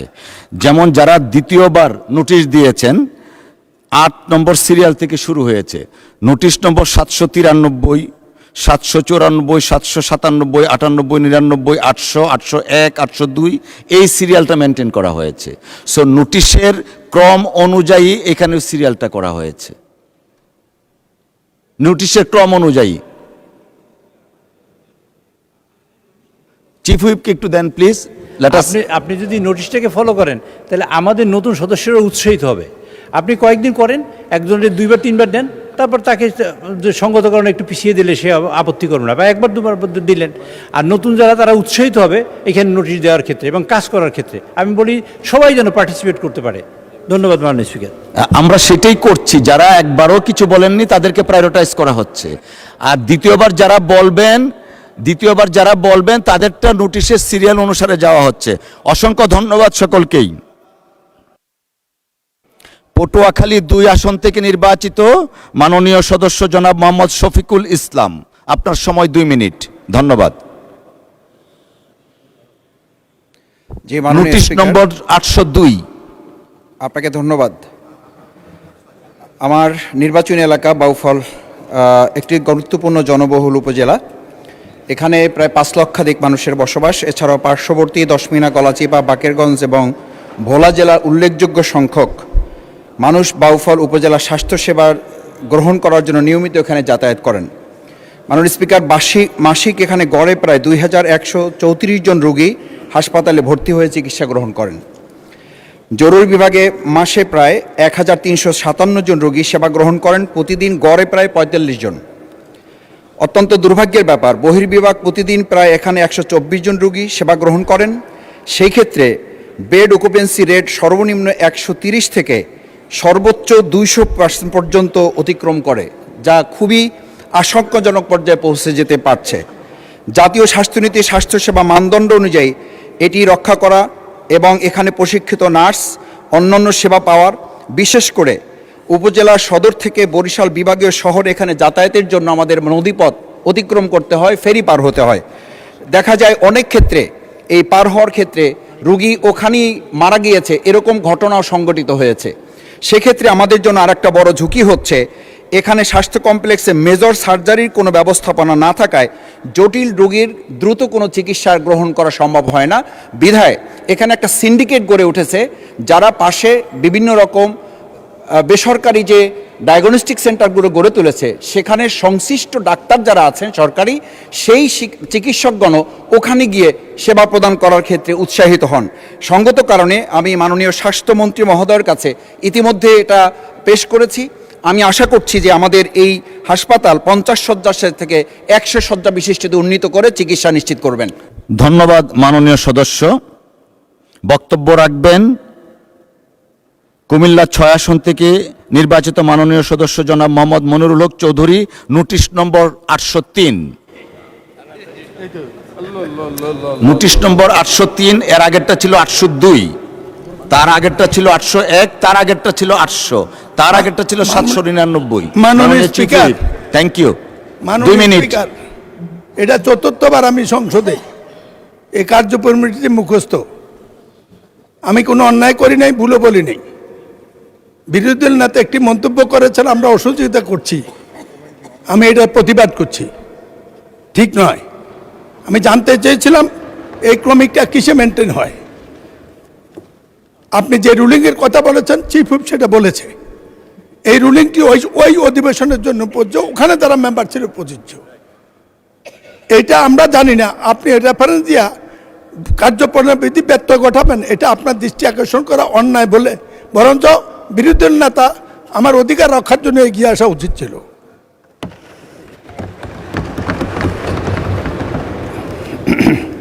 মাননীয় স্পিকার, আমি এই নোটিশটি 7 বার দিয়েছি। আমার এলাকার প্রসঙ্গ, আমার ব্যক্তিগত কিছু নয়, সেখানেও জামাত আছে।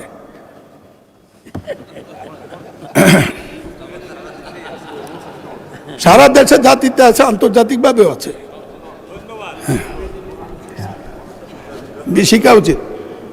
উত্তাপনীয় বিষয়ে কুমিল্লা ইপিজেডের বিষাক্ত কেমিক্যাল বর্জ্য এবং সিটি কর্পোরেশন পয় বর্জ্য কুমিল্লা দক্ষিণে ক্ষতিগ্রস্ত 65 গ্রামের 3300 পরিবারের কমপক্ষে 500 জন কৃষককে সরকারের সিদ্ধান্তে ক্ষতিপূরণ প্রদান, সিটি কর্পোরেশনের প্রাকৃতিক ইপিজেডের বিষাক্ত বর্জ্যের প্রভাব বন্ধ করা, পরিবেশ মন্ত্রণালয়ের এত তারিখের সিদ্ধান্ত অনুযায়ী ক্ষতিপূরণ প্রদান, সুপারিশ বাস্তবায়ন এবং ইপিজেডের বর্জ্য প্রাকৃতিক কালে প্রভাব বন্ধ করার সম্পর্কে পরিবেশ মন্ত্রীর দৃষ্টি আকর্ষণ করেছে। 170 বছরের কুমিল্লা পৌরসভা পয় নিষ্কাশন ব্যবস্থা ছিল না, নাই। বিগত 211 সালে কুমিল্লা সিটি কর্পোরেশন নোটিশটি পড়া শেষ হতে সময় লাগবে বোধহয় 1 মিনিট, আপনি দয়া করে 1 মিনিট বাড়িয়ে দেন। জি, না করে কুমিল্লা দক্ষিণে 3 প্রাকৃতিক পয় বর্জ্য পড়ে যায়। এতে সমগ্র প্রাণীকুল, মৎস্যকুল সম্পূর্ণ ধ্বংস হয়ে গেছে। সরকারি কমিশন অনুযায়ী, সিদ্ধান্ত অনুযায়ী এদেরকে 550 কোটি টাকা ক্ষতিপূরণ সিদ্ধান্ত হয়েছে 11 বছর আগে। ইপিজেড কর্ণপাত করছে না, ইপিজেডের নিয়ন্ত্রণ কোথায় আমরা টেরও পাই না। এই ব্যাপারে আমি সুনির্দিষ্ট করে নোটিশটি সংক্ষিপ্ত করে পড়তে চাই। প্রতিকার হিসাবে কুমিল্লা সিটি কর্পোরেশন প্রাকৃতিক ইপিজেডের বিষাক্ত বর্জ্যের প্রভাব বন্ধ করার জন্য পরিবেশ মন্ত্রী মাননীয়, আল্লাহর রাস্তায় যদি মন্ত্রণালয় থেকে এই ব্যাপারে একটা কিছু করেন, আমাদেরকে বাঁচান। সরকারের সিদ্ধান্ত মোতাবেক ক্ষতিগ্রস্তদের ক্ষতিপূরণ দেওয়া নিশ্চিত করেন। কুমিল্লা 65 গ্রামের উদয় হয়ে গেছে, মানুষ এখান থেকে চলে যেতে হবে। তাদের বসবাস নিশ্চিত করার জন্য ইপিজেডকে এই বিষাক্ত বর্জ্য প্রাকৃতিক কালে প্রবাহ বন্ধ করার জন্য কার্যক্রম উনি নেবেন। ধন্যবাদ মাননীয় সদস্য। বক্তব্য রাখবেন নরসিংদী 5 আসন থেকে নির্বাচিত মাননীয় সদস্য জনাব মোহাম্মদ আশরাফ উদ্দিন। আপনার সময় 2 মিনিট। নোটিশ নম্বর 804। ধন্যবাদ। 804। মাননীয় স্পিকার, আপনাকে ধন্যবাদ। আসলে আমরা নরসিংদীবাসী জানি যে আমাদের একটা গ্যাস ফিল্ড আছে নরসিংদীতে, কিন্তু সেই গ্যাস আমরা সারা বাংলাদেশে সরবরাহ করছি দীর্ঘ 36 বছর ধরে। 1990 সনে সেই গ্যাস ফিল্ড আবিষ্কৃত হয়েছিল। কিন্তু আমরা নরসিংদীর 5টা কনস্টিটিউশনের, বিশেষ করে নরসিংদী 5 রায়পুরাতে 24টি ইউনিয়ন, একটা পৌরসভা, কিন্তু আমরা সেই গ্যাস থেকে বঞ্চিত আছি। যেহেতু গ্যাস আর সরবরাহ করা হয় যে রেটে, আমরা সেই রেটেই টাকা দেব। কেনই বা লম্বা লাইন করে ট্রান্সমিশন অ্যান্ড ডিস্ট্রিবিউশন কস্ট বাড়িয়ে আমাদেরকে পৃথিবীর বাংলাদেশের বিভিন্ন জায়গায় গ্যাস দিয়ে টাকা কামাই করতে হয় বা সরকারকে টাকা নিতে হয়? নিজ নিজ এলাকায় যদি গ্যাসটা দেওয়া হয়, প্রেশার লস কম হবে। আপনি যদি সিলেট থেকে ঢাকায় ট্রান্সমিশন করেন, মধ্যে অনেকগুলো স্টেশনে প্রেশার ইনক্রিজ করতে হয়, বিদ্যুৎ খরচ হয়। কাজে এইসব কিছু বিবেচনা করে আমি মনে করি যে এইসব জায়গায় গ্যাস ফিল্ড আছে, তার আশপাশে যদি ডিমান্ড থাকে, ইন্ডাস্ট্রিয়াল ডিমান্ড হোক, জনগণের ডিমান্ড হোক, সেটা যদি পরিপূর্ণ করা হয়, তাহলে হয়তো আমাদের ট্রান্সমিশন লস কমবে, অ্যাডিশনাল বিদ্যুৎ খরচ কমবে, লেবার চার্জ কমবে, পাশাপাশি সরকার উপকৃত হবে এবং ওই এলাকার জনগণ উপকৃত হবে। আমি আমাদের নরসিংদী রায়পুরার বুক চেড়ে অনেক গ্যাস ফিল্ড চলে গেছে, কিন্তু আমরা গ্যাস পাচ্ছি না। কাজে রায়পুরার জনগণের পক্ষে দাবি, দীর্ঘদিনের দাবি, এই রায়পুরাতে যদি গ্যাস ফিল্ড দেওয়া, গ্যাস সরবরাহ করা হয়, কারণ এখানে গ্যাস স্টেশন আছে। কাজে এই গ্যাস আমরা পাইলে সেখানে আমরা ইন্ডাস্ট্রিয়াল জোন করতে পারি এবং রায়পুরের জনগণ গ্যাস পেতে পারে এবং রায়পুরের জনগণ উপকৃত হতে পারে। ধন্যবাদ সবাইকে। ধন্যবাদ। আসসালামু আলাইকুম।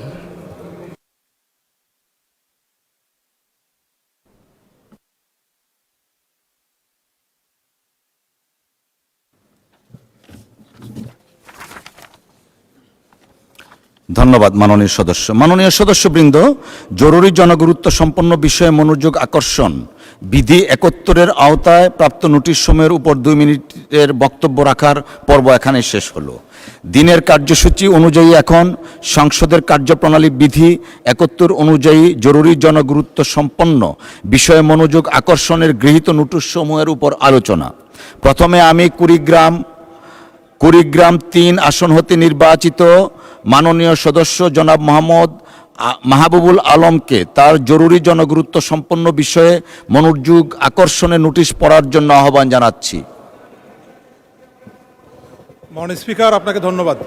একটু বসেন দয়া করে, উনি যেহেতু শুরু করেছেন আপনারটা শুনবো, একটু বসেন দয়া করে। জি। মাননীয় স্পিকার, আপনাকে ধন্যবাদ। কার্যপ্রণালী বিধির 71 বিধি অনুযায়ী মাননীয় পানি সম্পদ মন্ত্রীর দৃষ্টি আকর্ষণ করে তিস্তা মহাপরিকল্পনা বাস্তবায়নের জন্য আমি যে নোটিশটি উপস্থাপন করতে চাই মাননীয় স্পিকার, তিস্তা নদী বাংলাদেশের উত্তরাঞ্চলের একটি গুরুত্বপূর্ণ নদী, যার উপর প্রায় 50 লক্ষাধিক মানুষের জীবন জীবিকা নির্ভরশীল। প্রতি বছর বর্ষায় বন্যা ও নদী ভাঙ্গন এবং শুষ্ক মৌসুমে পানির অভাবে এই অঞ্চলের মানুষ চরম দুর্ভোগে পড়ে। তিস্তা মহাপরিকল্পনা 2020 সালের দিকে গুরুত্ব পায় এবং এর সমন্বিত মাস্টার প্ল্যান প্রণয়নের উদ্যোগ নেওয়া হয়। বর্তমানে প্রকল্পটি পরিকল্পনা ও অনুমোদন প্রক্রিয়া রয়েছে এবং বাস্তবায়নের জন্য আন্তর্জাতিক সহযোগিতার বিষয়ে আলোচনা চলছে। এই পরিকল্পনা বাস্তবায়িত হলে বন্যা নিয়ন্ত্রণ, পানি সংরক্ষণ, সেচ সুবিধা বৃদ্ধি এবং আঞ্চলিক উন্নয়ন ত্বরান্বিত হবে। অতএব তিস্তা মহাপরিকল্পনা দ্রুত বাস্তবায়নের জন্য আমি মাননীয় পানি সম্পদ মন্ত্রীর দৃষ্টি আকর্ষণ করছি। ধন্যবাদ মাননীয় স্পিকার। ধন্যবাদ মাননীয় সদস্য আপনাকে। মাননীয় পানি সম্পদ মন্ত্রী জনাব মোহাম্মদ শহীদউদ্দিন চৌধুরী এনিকে এই বিষয়ে তার সংক্ষিপ্ত বিবৃতি প্রদানের জন্য আহ্বান জানাচ্ছি। মাননীয় স্পিকার, আপনাকে ধন্যবাদ।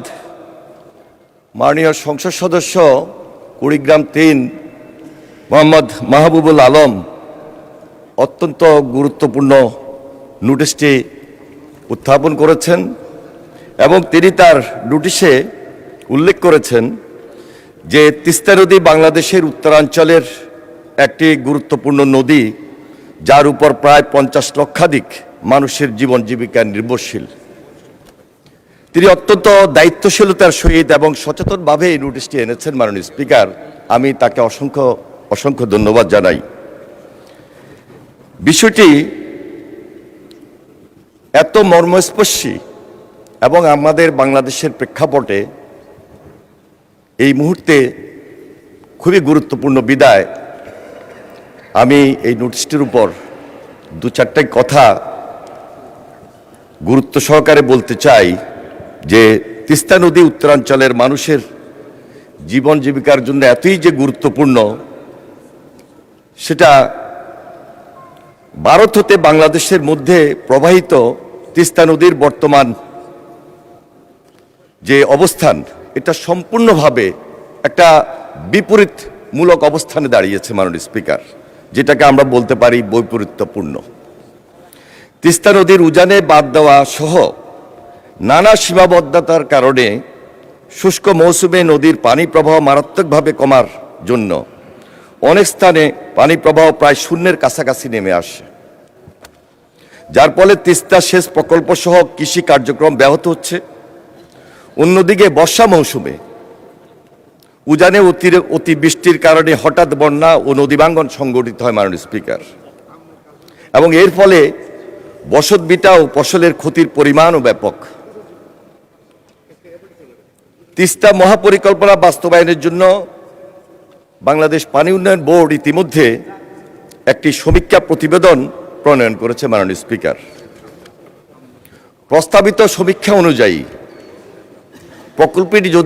প্রকল্পটি যদি বাস্তবায়িত হয়, তাহলে তিস্তা পাড়ের মানুষের জীবন জীবিকার উন্নয়নের পাশাপাশি বন্যা নিয়ন্ত্রণ ব্যবস্থা শক্তিশালী হবে এবং নদীভাঙ্গন উল্লেখযোগ্যভাবে হ্রাস পাবে মাননীয় স্পিকার। এর পাশাপাশি শুষ্ক মৌসুমে পানি সংরক্ষণ সেচ সুবিধা বৃদ্ধি পাবে, কৃষি উৎপাদন বৃদ্ধি এবং ফসলের বহুমুখীকরণ সম্ভব হবে, নদী তীরবর্তী এলাকায় অবকাঠামোগত উন্নয়ন তথা রাস্তা সেতু বাঁধ নির্মাণ হবে, কর্মসংস্থানের সুযোগ সৃষ্টি হবে এবং দারিদ্র্য হ্রাসে সহায়ক হবে মাননীয় স্পিকার। নৌ যোগাযোগ এবং আঞ্চলিক বাণিজ্যের সম্ভাবনাও বৃদ্ধি পাবে। সামগ্রিকভাবে উত্তরাঞ্চলের টেকসই ও সমন্বিত আঞ্চলিক উন্নয়ন নিশ্চিত হবে এই মর্মে সমীক্ষা প্রতিবেদনের মতামতে উল্লেখ রয়েছে। মাননীয় স্পিকার, দাখিলকৃত সম্ভাব্যতা সমীক্ষার কারিগরি ও আর্থিক বিষয়সমূহ বিভিন্ন পর্যায়ে পরীক্ষা নিরীক্ষার কার্যক্রম বর্তমানে চলমান রয়েছে। তিস্তা মহাপরিকল্পনায় জনগণের জন্য ইতিবাচক সকল কিছুরই বাস্তবায়নে সরকারের পক্ষ হতে আন্তরিক প্রচেষ্টা অব্যাহত রয়েছে। মাননীয় স্পিকার, আপনাকে ধন্যবাদ। ধন্যবাদ মাননীয় মন্ত্রী। মাননীয় সদস্য জনাব মোহাম্মদ মাহবুবুল আলম, আপনি এ বিষয়ে একটি প্রশ্ন করতে পারেন। ধন্যবাদ আপনাকে। মাননীয় স্পিকার, তিস্তা মহাপরিকল্পনা শুধুমাত্র বৃহত্তর রংপুরের নীলফামারী, লালমনিরহাট, রংপুর, কুড়িগ্রাম এবং গাইবান্ধার শুধু 50 লক্ষ মানুষ যারা ডাইরেক্টলি অ্যাফেক্টেড হবে অথবা ওভারঅল 1 কোটির বেশি মানুষের এই বিষয় নয়। মাননীয় স্পিকার, গত বছর 17 এবং 18 ফেব্রুয়ারি মাননীয় ত্রাণ এবং পুনর্বাসন মন্ত্রী আসাদুল হাবিব দুলু মহোদয়ের নেতৃত্বে একটা বিশাল পদযাত্রা হয়েছিল মাননীয় স্পিকার। এই পদযাত্রায় মাননীয় স্পিকার এই সংসদের সম্মানিত অভিভাবক মাননীয় স্পিকার মেজর অবসরপ্রাপ্ত হাফিজউদ্দিন আহমেদ বীর বিক্রম উপস্থিত ছিলেন।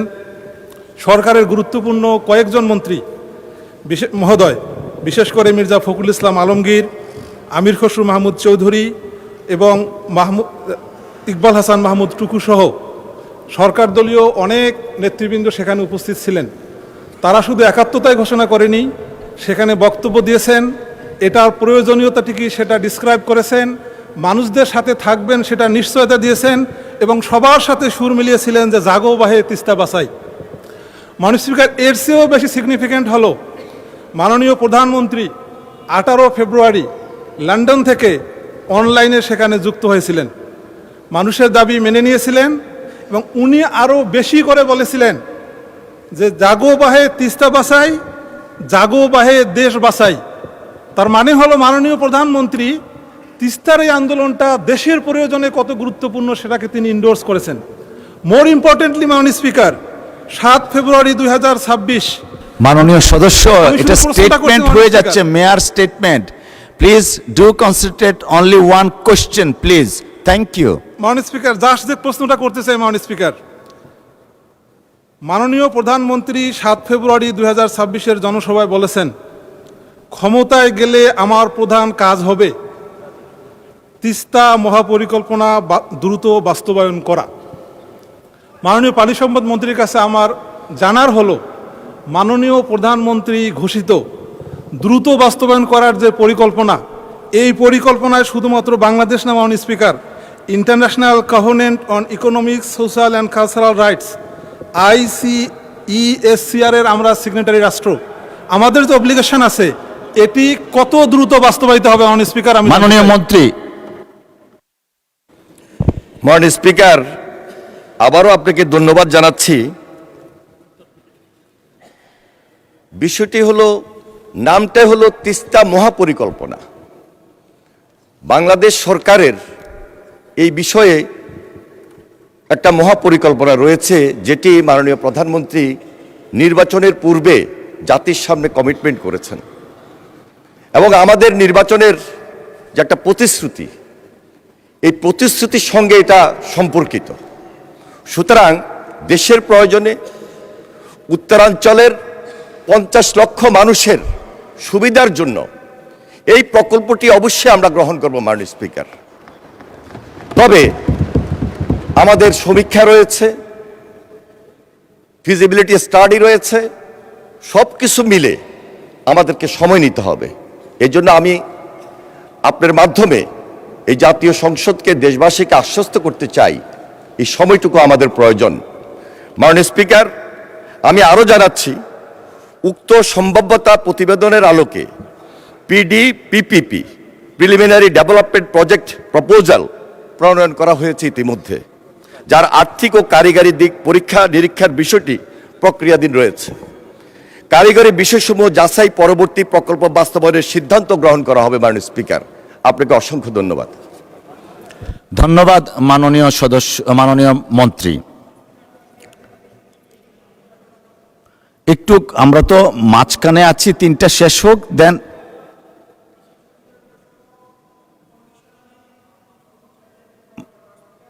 মাননীয় সদস্য, আমরা একটু কোহেরেন্সিটা মেনটেন করি, দয়া করে বসুন। আর 2টা নোটিশ পরে I will come back to you. বসুন। Thank you. আমি এখন মৌলভীবাজার 3 আসন হতে নির্বাচিত মাননীয় সদস্য জনাব নাসের রহমানকে তার জরুরি জনগুরুত্ব সম্পন্ন বিষয়ে মনোযোগ আকর্ষণের নোটিশটি পড়ার জন্য আহ্বান জানাচ্ছি। ধন্যবাদ। মাননীয় স্পিকার, আপনাকে ধন্যবাদ। মাননীয় স্পিকার, আমি কার্যপ্রণালী বিধি 71 বিধি অনুসারে জরুরি জনগুরুত্বপূর্ণ বিষয়ে নিম্নোক্ত বিষয়টি মাননীয় বেসামরিক বিমান পরিবহন ও পর্যটন মন্ত্রীর আকর্ষণ করছি।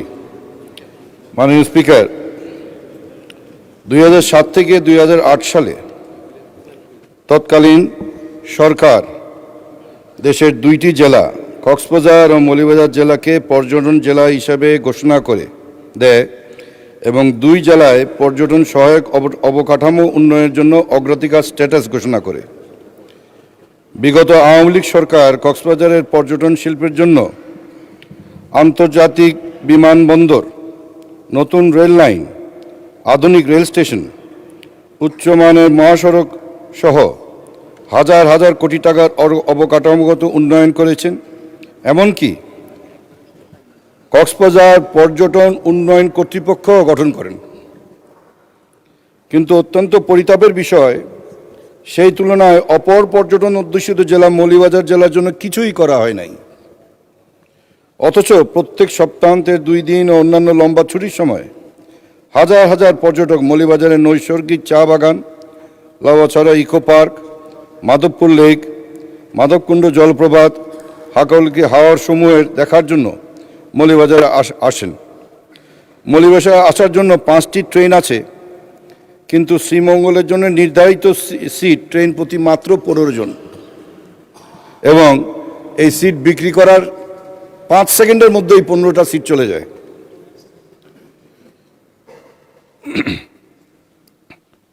ট্রেনের টিকিট পাওয়া অত্যন্ত দুষ্কর। তাই একমাত্র সড়কপথ ছাড়া মৌলভীবাজারে যাওয়ার কোনো উপায় নাই। জেলার কমলগঞ্জ উপজেলার শমশেরনগরে 800 একর জমির উপর ব্রিটিশ আমলে তৈরি করা এয়ারপোর্ট আছে, যা এখন বিমান বাহিনীর নিয়ন্ত্রণে।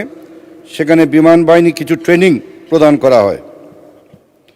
পাকিস্তান আমলে এটি বেসামরিক বিমান চলাচলের জন্য ব্যবহৃত হতো, কিন্তু স্বাধীনতার পর 1972 সালে বিমানের অপ্রতুলতার কারণে বিমানবন্দরটি পরিত্যক্ত করা হয়। শমশেরনগর এয়ারপোর্টটি যশোর বিমানবন্দরের আদলে নির্মাণ করা হলে এবং বাংলাদেশ বিমান ও বেসরকারি বিমান সংস্থাগুলি এখানে যৌথভাবে সপ্তাহে অন্তত 4 দিন ফ্লাইট পরিচালনা করলে পর্যটক ছাড়াও জেলার বিপুল প্রবাসী জনসাধারণ ভীষণভাবে উপকৃত হতো। শমশেরনগর এয়ারপোর্টের রানওয়ে 6000 ফিট বা 1.8 কিলোমিটার লম্বা, যা বর্তমানে অভ্যন্তরীণ রুটে পরিচালিত বাংলাদেশ বিমানের -8 Q400 ও প্রাইভেট বিমান সংস্থাগুলি পরিচালিত ATR 72-600 বিমানগুলি এই বিমানবন্দর অনায়াসে ব্যবহার করতে পারবে।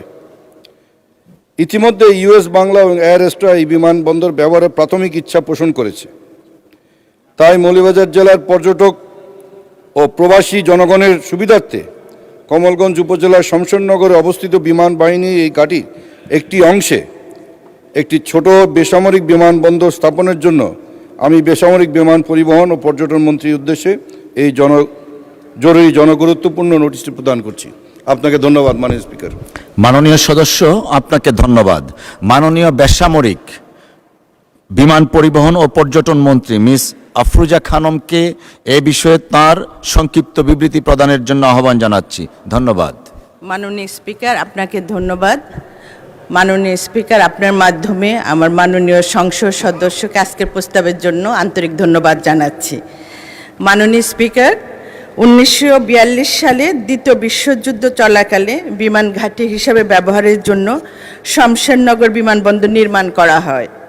বর্তমানে 622 একর ভূমির উপর বিমান ঘাঁটিটি অবস্থিত। সর্বশেষ BRS জরিপে উক্ত ভূমি প্রতিরক্ষা বিভাগের অনুকূলে শমশেরনগর বিমান ঘাঁটি নামে রেকর্ডভুক্ত হয়। এই ভূমি উন্নয়ন কর প্রতিরক্ষা বিভাগ পরিশোধ করে যাচ্ছে। বিমানবন্দরটিতে বর্তমানে 6000 ফিট লম্বা রানওয়ে রয়েছে। বাংলাদেশ বিমান বাহিনী উক্ত ভূমি বর্তমানে বিমান ঘাঁটি হিসাবে ব্যবহার করছে। উক্ত ভূমিতে বিমান বাহিনীর একটি recruiting training school, MT training mess, BAF officers mess, মসজিদ, BAF শাহিন কলেজ সহ বিভিন্ন অবকাঠামো ও স্থাপনা রয়েছে।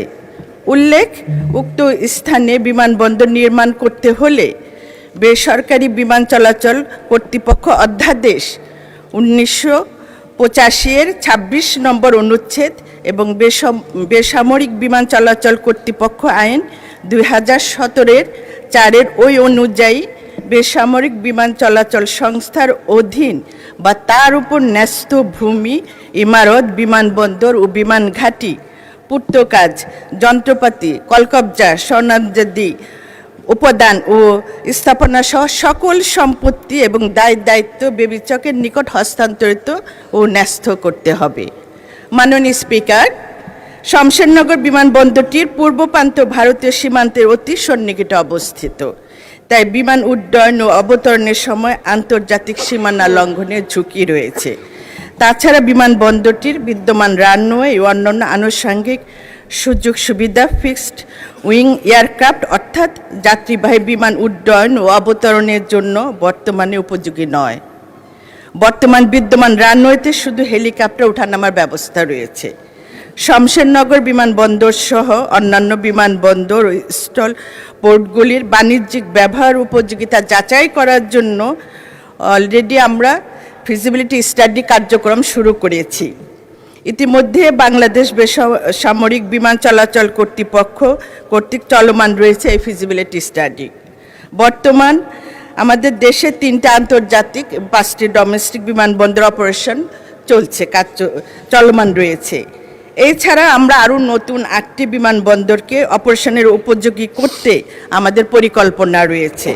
পর্যায়ক্রমে এই বিমানবন্দরগুলি ফিজিবিলিটি স্টাডি সম্পন্ন করে অপারেশনাল করা হবে। আমার মাননীয় সংসদ সদস্যর বিমানবন্দরটা এই প্রজেক্টের মধ্যে আছে।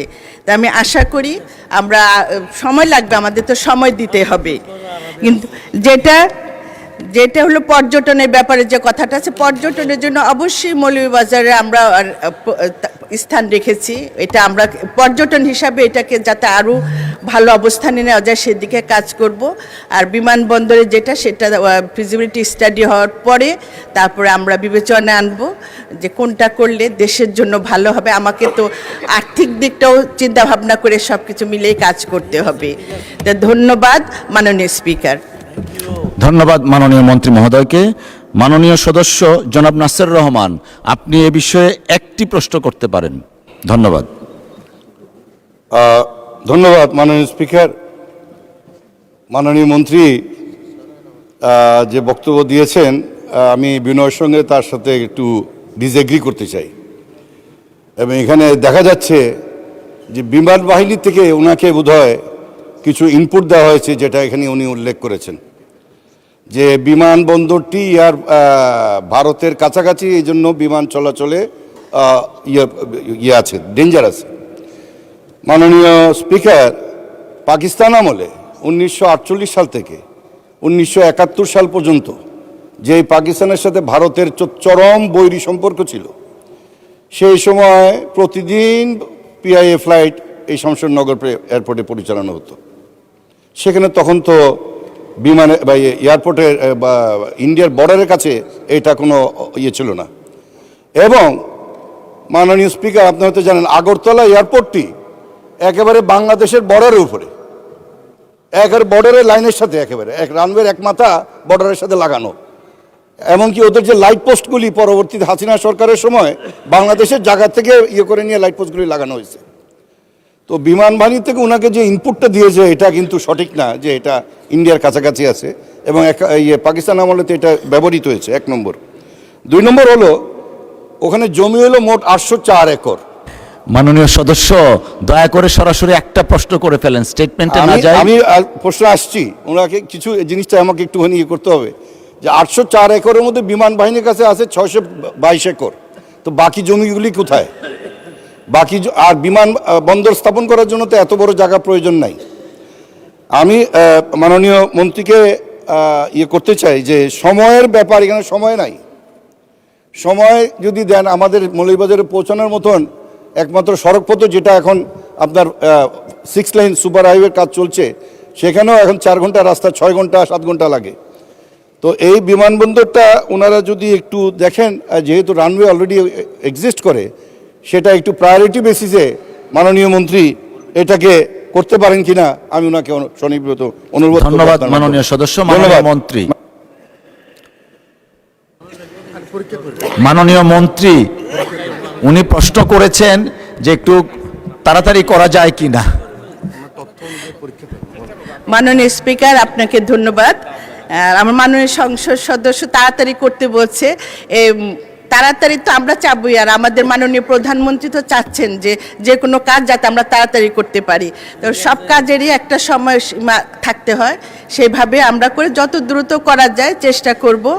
আর প্রত্যেকটা জিনিস মনে রাখতে হবে, কোনো কাজ করতে গেলে হঠাৎ করে কোনো কাজই সম্পূর্ণ করা সম্ভব হয় না। ফিজিবিলিটি স্টাডিটা মোস্ট ইম্পর্টেন্ট। সময়ের পরিবর্তন আসে, এক সময় বিগত 40 বছর আগে কি হয়েছে আর এখন যদি আমি সেটার সাথে কম্পেয়ার করি, সেটা কিন্তু সম্ভব না। সময়ের পরিবর্তনে অনেক কিছু চিন্তা ভাবনা করে জনস্বার্থের দিকে তাকিয়ে মাননীয় প্রধানমন্ত্রীর নির্দেশে যাতে শমশেরনগর এয়ারপোর্ট দ্রুত আমার মাননীয় সংসদ সদস্যের ইচ্ছা মতো দ্রুত করা যায় সেদিকে আমরা লক্ষ্য রাখবো। ধন্যবাদ স্পিকার। ধন্যবাদ মাননীয় মন্ত্রী মহোদয়কে। আমি এখন নীলফামারীর 3 আসন হতে নির্বাচিত মাননীয় সদস্য জনাব ওবায়দুল্লাহ সালাফিকে তার জরুরি জনগুরুত্ব সম্পন্ন বিষয়ে মনোযোগ আকর্ষণের নোটিশ পড়ার জন্য আহ্বান জানাচ্ছি। ধন্যবাদ। আসসালামু আলাইকুম। মাননীয় স্পিকার, আপনাকে ধন্যবাদ। আমি কার্যপ্রণালী বিধি 71 অনুসারে মাননীয় কৃষিমন্ত্রী মহোদয়ের দৃষ্টি আকর্ষণ করে আমার প্রস্তাবটি উত্থাপন করছি। আমার প্রস্তাব আমার নির্বাচনী এলাকা 14 নীলফামারী 3 জলঢাকা উপজেলা উত্তর জনপদের একটি খাদ্য উদ্বৃত্ত উপজেলা। পাশাপাশি নীলফামারী জেলাসহ রংপুর বিভাগ কৃষি নির্ভরশীল অঞ্চল।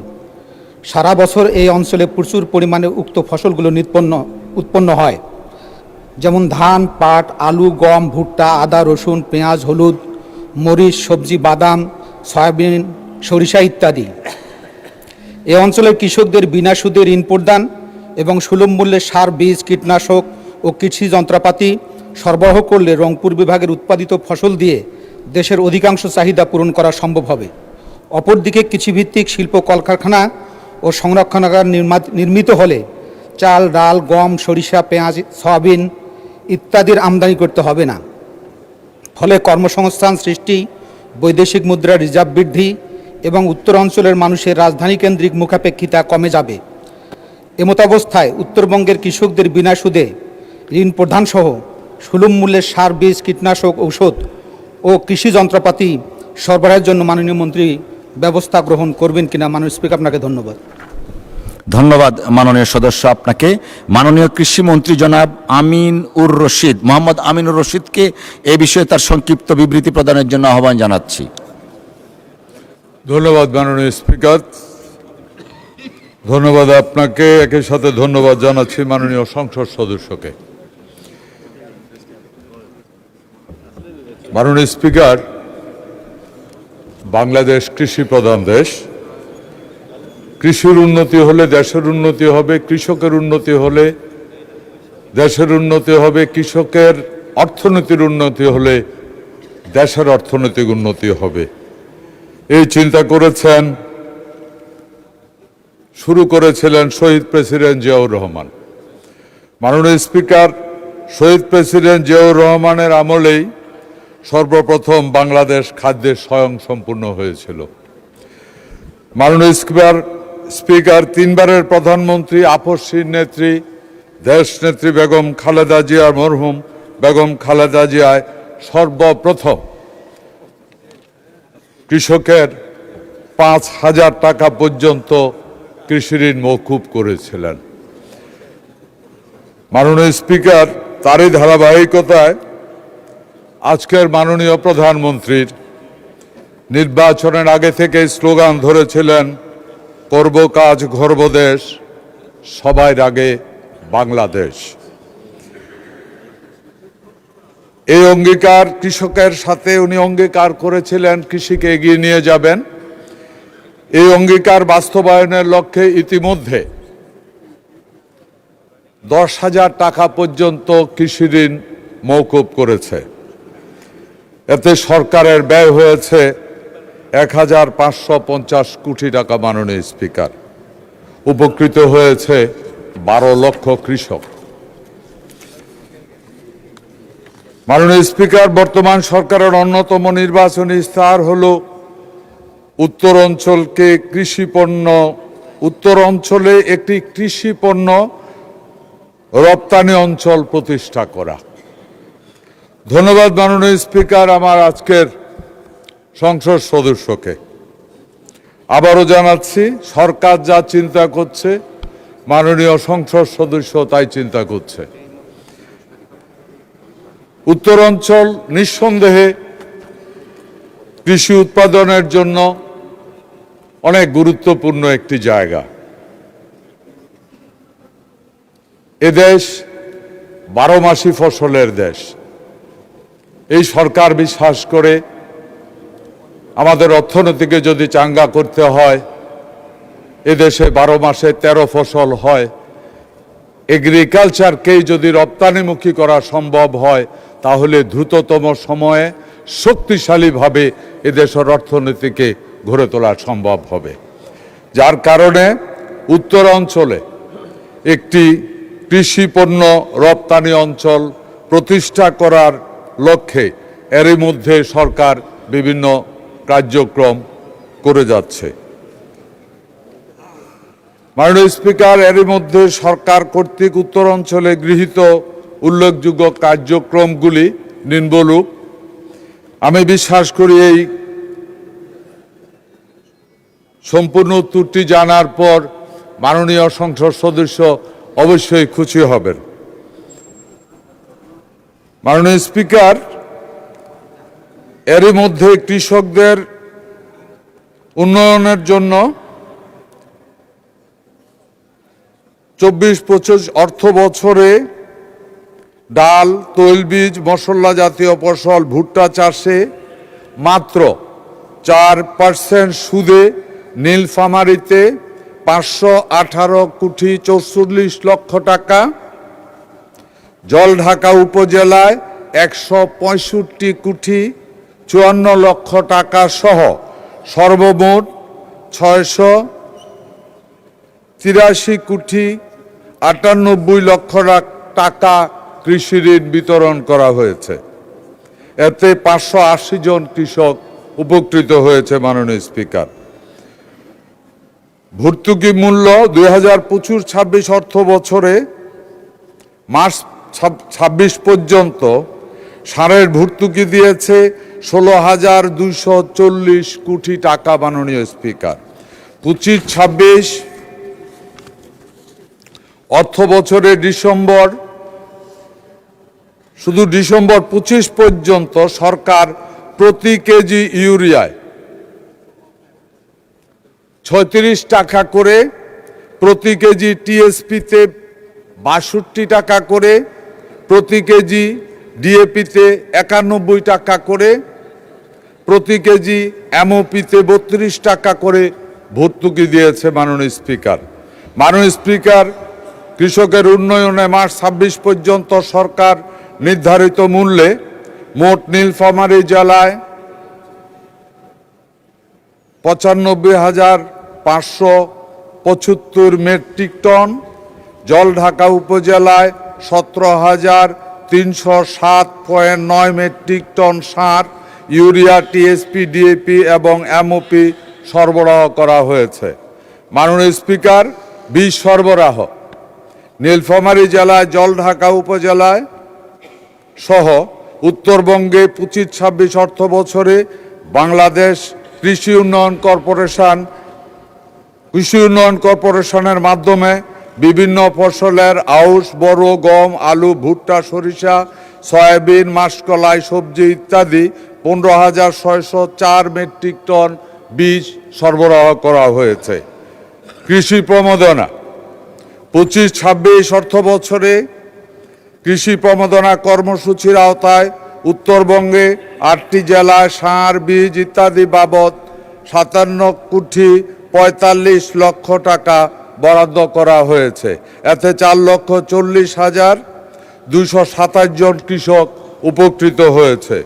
মাননীয় স্পিকার, একই সাথে কীটনাশক নীলফামারী জেলায় 1,550 জন এবং জলঢাকা উপজেলায় 952 জন খুচরা ও পাইকারি বালাইনাশক বিক্রেতার মাধ্যমে নিরাপদ ও মানসম্মত বালাইনাশক সরবরাহ করা হচ্ছে। মাননীয় স্পিকার, কৃষি যন্ত্রপাতি সরবরাহ, ওনার প্রশ্নের মধ্যে এই জিনিসটা ছিল। কৃষি উন্নয়নে বিভিন্ন প্রকল্পের মাধ্যমে এ পর্যন্ত ভর্তুকি মূল্যে নীলফামারী জেলায় 1,122টি, জলঢাকা উপজেলায় 184টি সহ 1,306টি কৃষি যন্ত্রপাতি এর মধ্যে বিতরণ করা হয়েছে। মাননীয় স্পিকার, আমি যদি উপজেলা ওয়াইজ বলি বা জেলার ভিতরে, নীলফামারী জেলায় সর্বমোট কম্বাইন্ড হারভেস্টার দেওয়া হয়েছে 67টি, শুধু জলঢাকা উপজেলা দেওয়া হয়েছে 60টি। রিফার পুরা উপজেলায়, নীলফামারী উপজেলা দেওয়া হয়েছে 156টি, জলঢাকা উপজেলায়, শুধু জলঢাকা উপজেলা দেওয়া হয়েছে 32টি। রাইস ট্রান্সপ্লান্টার পুরো উপজেলায় 154টি, জলঢাকা উপজেলায় 29টি। রিফাইন্ড বাইন্ডার উপজেলাতে জেলাতে একটি দেওয়া হয়েছে। পাওয়ার থ্রেসার পুরো উপজেলায় 467টি, শুধু জলঢাকা উপজেলায় মাননীয় স্পিকার 80টি, পটেটো ট্রিগার নীলফামারী উপজেলায় 5টি, মেইজ সেলার নীলফামারী উপজেলায় 180টি, জলঢাকা উপজেলায় 4টি। মাননীয় স্পিকার পাওয়ার স্প্রেয়ার পুরা উপজেলায় 92টি, জলঢাকা উপজেলায় 32টি। এইভাবে যদি বলি বিভিন্ন মেশিনারি ডিসকাউন্টের মাধ্যমে শুধু এই উপজেলায় পুরা জেলায় দেওয়া হয়েছে 1122টি এবং এই উপজেলায় দেওয়া হয়েছে 184টি। মাননীয় স্পিকার, আপনাকে ধন্যবাদ জানাচ্ছি মাননীয় সংসদ সদস্যকে। ধন্যবাদ মাননীয় মন্ত্রী। মাননীয় সদস্য জনাব ওবায়দুল্লাহ সালাফি, আপনি এই বিষয়ে একটি প্রশ্ন করতে পারেন, দয়া করে একটি, প্লিজ। Thank you. মাননীয় স্পিকার, আপনাকে ধন্যবাদ এবং আপনার মাধ্যমে আমি মাননীয় মন্ত্রী মহোদয়কে ধন্যবাদ জানাচ্ছি তথ্যবহুল উত্তর দানের জন্য। মাননীয় স্পিকার, যে মুহূর্তে দাঁড়িয়ে আমি আজকে প্রশ্ন করছি সেই মুহূর্তে আমার এলাকার কৃষক সমাজ দিশেহারা। একদিকে ডিজেল সংকট, পেট্রোল সংকট সহ সব মিলে এবং পাশাপাশি দ্রব্যমূল্যের চরম ঊর্ধ্বগতি। এমতো অবস্থায় মাননীয় মন্ত্রীর কাছে আমার জানার বিষয় সম্পূরক প্রশ্ন হলো যে আমার এলাকার কৃষক সমাজ দেশের চাহিদা বোঝে না, দেশের জন্য কতটুকু কি প্রয়োজন সেটি তাদের জানা নেই। এজন্য ব্যাপক ভিত্তিক যেটাতে লাভ বেশি সেটাতে তারা ব্যাপক ভিত্তিক এগিয়ে যায়। ফলে দেখা যায় ব্যাপক ভিত্তিক আলু আবাদ হয়। আবার এখন ভুট্টার মৌসুমে এত বেশি ভুট্টা উৎপাদন হচ্ছে যে তারা তো দেশের চাহিদা বোঝে না। এমতো অবস্থায় প্রতিটি শস্যের দেশের চাহিদা কত এবং আমাদের উৎপাদন ক্ষমতা কত? আমার এলাকায় এমন কোনো ফসল নাই যেটা উৎপাদন। মাননীয় সদস্য, আপনি প্রশ্ন করুন দয়া করে, নট স্টেটমেন্ট। জি মাননীয় স্পিকার, আপনাকে ধন্যবাদ। আমার জিজ্ঞাসা হলো সেটা হচ্ছে যে এলাকার যে সমস্ত চাষের জমি আছে সেই জমিগুলোতে উর্বরতার দিকে লক্ষ্য রেখে কোন জমিতে কোন ফসল অধিক পরিমাণে উৎপাদন হবে সেই সমস্ত বিষয়ে ব্লক তৈরি করে কৃষকদেরকে এই সমস্ত ফসল উৎপাদনের জন্য সরকারের পক্ষ থেকে কোনো উদ্যোগ গ্রহণ করা হবে কিনা? মাননীয় স্পিকার, আপনাকে ধন্যবাদ। ধন্যবাদ মাননীয় সদস্য। মাননীয় মন্ত্রী। ধন্যবাদ মাননীয় স্পিকার। আবারও ধন্যবাদ জানাচ্ছি মাননীয় সংসদ সদস্যকে। একটা জিনিস মাননীয় স্পিকার খুব ভালো লাগছে, এই সংসদে সত্যিকারে গণতন্ত্র মজা পাইতেছি। দেশে 75% মানুষ কৃষির সাথে নির্ভর। এখানে যত সংসদ সদস্য আছেন যারা ভোট দিয়ে জনগণ নির্বাচিত করেছে এর ভিতরে 75% মানুষ কৃষির সাথে জড়িত। সুতরাং সংসদ সদস্যরা বাধ্য কৃষকের নিয়ে কথা বলার জন্য। এটাই গণতন্ত্রের মজা, এটাই জনগণের ভোটে নির্বাচিত এমপিদের মজা, এটাই সম্মান। মাননীয় স্পিকার, একেবারে সঠিক কথা বলেছেন উনি, একেবারে সঠিক কথা বলেছেন। কৃষক জানে না কতটুকু উৎপাদন করতে হবে, কৃষক জানে না বাজারের সাইজ কি, কৃষক জানে না কি দামে বিক্রি করতে পারবে। এই জন্যই শুরু হয়েছে মাননীয় স্পিকার কৃষি কার্ড। এই কারণে কৃষি কার্ডের আবির্ভাব হয়েছে। এই কৃষি কার্ড এমন এক কার্ড, এই কার্ডের ভিতরে মাননীয় সংসদ সদস্য, মাননীয় স্পিকার, আপনার মাধ্যমে আমি মাননীয় সংসদ সদস্যকে জানাতে চাই, এই কার্ডের মাধ্যমে এই কার্ডের সব ডাটা থাকবে। এই কার্ডের মাধ্যমে রেকর্ড থাকবে যেই কৃষক তার কতটুকু জমি আছে। 5টা শ্রেণীতে কৃষি কার্ডের রেকর্ড করা হচ্ছে, বড় কৃষক থেকে প্রান্তিক কৃষক পর্যন্ত। সুতরাং আমরা বলতে পারবো, এখানে কয়েকটা প্রশ্ন উনি করেছে, চাষের জমি, আমি জানি না আমার জমিতে কি হবে, আমি জানি না আমি কি ফলাবো, ঠিক দামে বিক্রি করতে পারবো কিনা। এখানেই প্রয়োজন কৃষক কার্ডের। কারণ কৃষক কার্ড জানবে যে কত লোক কৃষিতে পটেটো ফলাবে, কত লোক ভুট্টা ফলাবে, কত লোক অন্য ফসল ফলাবে, মার্কেটের চাহিদা কি, ওই অনুযায়ী কার্ড অনুযায়ী এক সময় এসে এই কৃষকের বলবে আপনার জমি এতটুকু। প্রত্যেকটা ব্লক ওয়াইজ আমাদের কৃষি অফিসার আছে, ওই কৃষি অফিসার বলবে আপনি তো ভুট্টা ফলাবেন, এতটুকু ফলান। সারা বাংলাদেশে ভুট্টার চাহিদা এত লক্ষ হেক্টর চাষ হয়ে গেছে, আর আপনার ইয়ার জন্য এত হেক্টর বাকি আছে, এটা আপনি উৎপাদন করলে। মাননীয় মন্ত্রী সংক্ষিপ্ত করুন, অনেক বড় হয়ে যাচ্ছে। মাননীয় স্পিকার ৭৫% মানুষের স্বার্থ নিয়ে কথা বলছে উনি, আমি ৭২% মানুষের স্বার্থ নিয়ে কথা বলতেছি। মাননীয় স্পিকার, এই সংসদে চালাইতে বহুত টাকা খরচ, কিন্তু মেজরিটি লোক ওই ৭৫%। মাননীয় স্পিকার, একটু সময় দেন, দেশের উপকার হইতেছে, কৃষকের উপকার হচ্ছে। এই কৃষকের অর্থনীতি শক্তিশালী হইলে, কৃষকের মেরুদণ্ড শক্তিশালী হইলে দেশের মেরুদণ্ড শক্তিশালী হবে। মাননীয় স্পিকার, ধন্যবাদ। মাননীয় স্পিকার, বক্তব্য যেটা আসছে সেটা হলো এই, হ্যাঁ, এটার জন্যই কৃষিকাজ আগামী দিনে যা হবে, কৃষক কি উৎপাদন করবে, কাদের মাধ্যমে তা কন্ট্রোল হবে, কৃষক যা উৎপাদন করবে তার বিক্রির নিশ্চয়তা থাকবে। সুতরাং কৃষক ন্যায্য মূল্য পাবে, উৎপাদন নিয়ে টেনশন করার কিছু প্রয়োজন হবে না। ধন্যবাদ মাননীয় স্পিকার, আপনার মাধ্যমে ধন্যবাদ জানাচ্ছি মাননীয় সংসদ সদস্যকে। ধন্যবাদ মাননীয় মন্ত্রী, ধন্যবাদ। কুমিল্লা ৪ জনাব আবুল হাসনাত, কুমিল্লা ৪, মাইক দিচ্ছি, একটু ওয়েট করেন প্লিজ।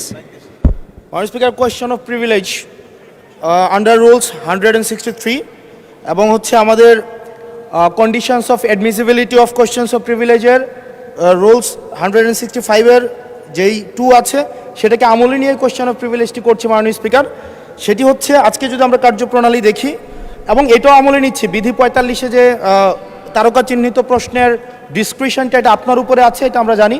আপনি যদি চান সেটা লিখিত বা টেবিলেট দিয়ে দিতে পারেন, সেটাও আমরা জানি। কিন্তু এটা ফাংশনাল ডেমোক্রেসির জন্য এবং এটা ফাংশনাল পার্লামেন্টের জন্য মাননীয় স্পিকার, আমরা কোথায় বলবো? আমরা যদি মাননীয় মন্ত্রীদেরকে জবাবদিহিতার আন্ডারে না আনতে পারি, আমাদের কথা বলার জায়গা একদমই সীমিত, 2 মিনিট, 1 মিনিট, 1 মিনিট 30 সেকেন্ড দেওয়া হয়। সেই জায়গায় আমরা মাননীয় মন্ত্রীদেরকে চলমান বিভিন্ন বিষয়ে আপনার প্রশ্নের মধ্যে তাদেরকে আনি। কিন্তু আমরা দেখেছি গত 2 সপ্তাহের সেশনে আমাদের এই যে তারকা চিহ্নিত প্রশ্নগুলো সংসদের কার্যপ্রণালীতে থাকলেও সেগুলো শুধুমাত্র টেবিলে দিয়ে দেওয়া হয়, যার ফলে আমরা মন্ত্রীদেরকে আমরা প্রশ্ন করতে পারি না, এবং আমি মনে করি এটির মাধ্যমে আমার অধিকার বঞ্চিত হচ্ছে, এবং আমি সম্পূরক প্রশ্ন করতে পারি না, আমি অধিকার বঞ্চিত হচ্ছি। যেমন চলমান ঘটনায় যেটি গুরুত্বপূর্ণ, আমরা কল্পনাও করতে পারি নাই একটা নির্বাচনের পরে কার্টুন শেয়ার দেওয়ার জন্য হাসান ইনামকে গ্রেফতার করা হবে। মাননীয় স্পিকার, আমরা হাসিনার আমলে দেখেছি কটূক্তি করার জন্য গ্রেফতার করা হয়। কার্টুন শেয়ার করার কারণে আমাদের চিফ হুইপ মহোদয় আমাদেরকে ইনভাইট করেছিলেন এই সংসদে, যে উনি বলেছিলেন তিমির এবং হাঙ্গর, এটা স্যাটায়ার করে বলেছিলেন, এটা আমরাও বুঝেছি, এটা উনিও বুঝেছেন। কিন্তু মাননীয় স্পিকার, দুঃখজনক বিষয় হচ্ছে যে এই কার্টুনটি শেয়ার করার কারণে আমাদের মাননীয় চিফ হুইপ মহোদয়ের এক কর্মী মামলা করেছে 25 ধারায়। যেই মামলা 25 ধারায় যদি সংক্ষেপে বলি, আপনি মাননীয় স্পিকার, মাননীয় সদস্য, 1 মিনিট মাননীয় স্পিকার, আমরা এমনি সুযোগ পাই না, সুযোগ দেওয়া হয় ঠিক না। আছে, আমরা কবে ট্রেজারি ব্রাঞ্চে যাব, 45 মিনিট ধরে কথা বলবো, অবশ্যই বলবো, সেদিন অবশ্যই ইনশাআল্লাহ আসবে। মাননীয় সদস্য, আপনি একটু শেষ করুন দয়া করে। জাস্ট 1 মিনিট মাননীয় স্পিকার। 25 ধারায় রয়েছে, যে বিধিতে মামলা হয়েছে 25 ধারায় রয়েছে যৌন নির্যাতন করা হইলে, সংক্ষেপে বলছি, তাইলে এই ধারায় মামলা করা হবে। কিন্তু মাননীয় স্পিকারের মাননীয় হুইপ মহোদয়ের যেই মিমটি শেয়ার করা হয়েছে, সেখানে কোথায় যৌন নির্যাতন করা হয়েছে? এখানে একটা মিম শেয়ার দেওয়া হয়েছে, যেখানে দেওয়া হয়েছে তিমি মাছ সবাইকে সার্ভ করা হচ্ছে। এবং এই ধরনের মামলায় আমাদের এই অভ্যুত্থান পরবর্তী সময়ে বিরোধী দল মতকে দমন নিপীড়নের জন্য গ্রেফতার করা হচ্ছে, এবং জামিনও দেওয়া হচ্ছে না।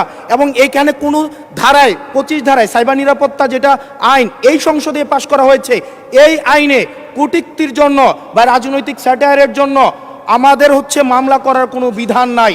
সেই জায়গাতে এই প্রশ্নগুলো আমরা কাদেরকে করব, যদি আমাদেরকে আমাদের এই মৌখিক প্রশ্ন উত্তর পর্বটি যদি আপনারা বাদ দিয়ে দেন তাহলে আমরা কাদের কাছে প্রশ্ন করব?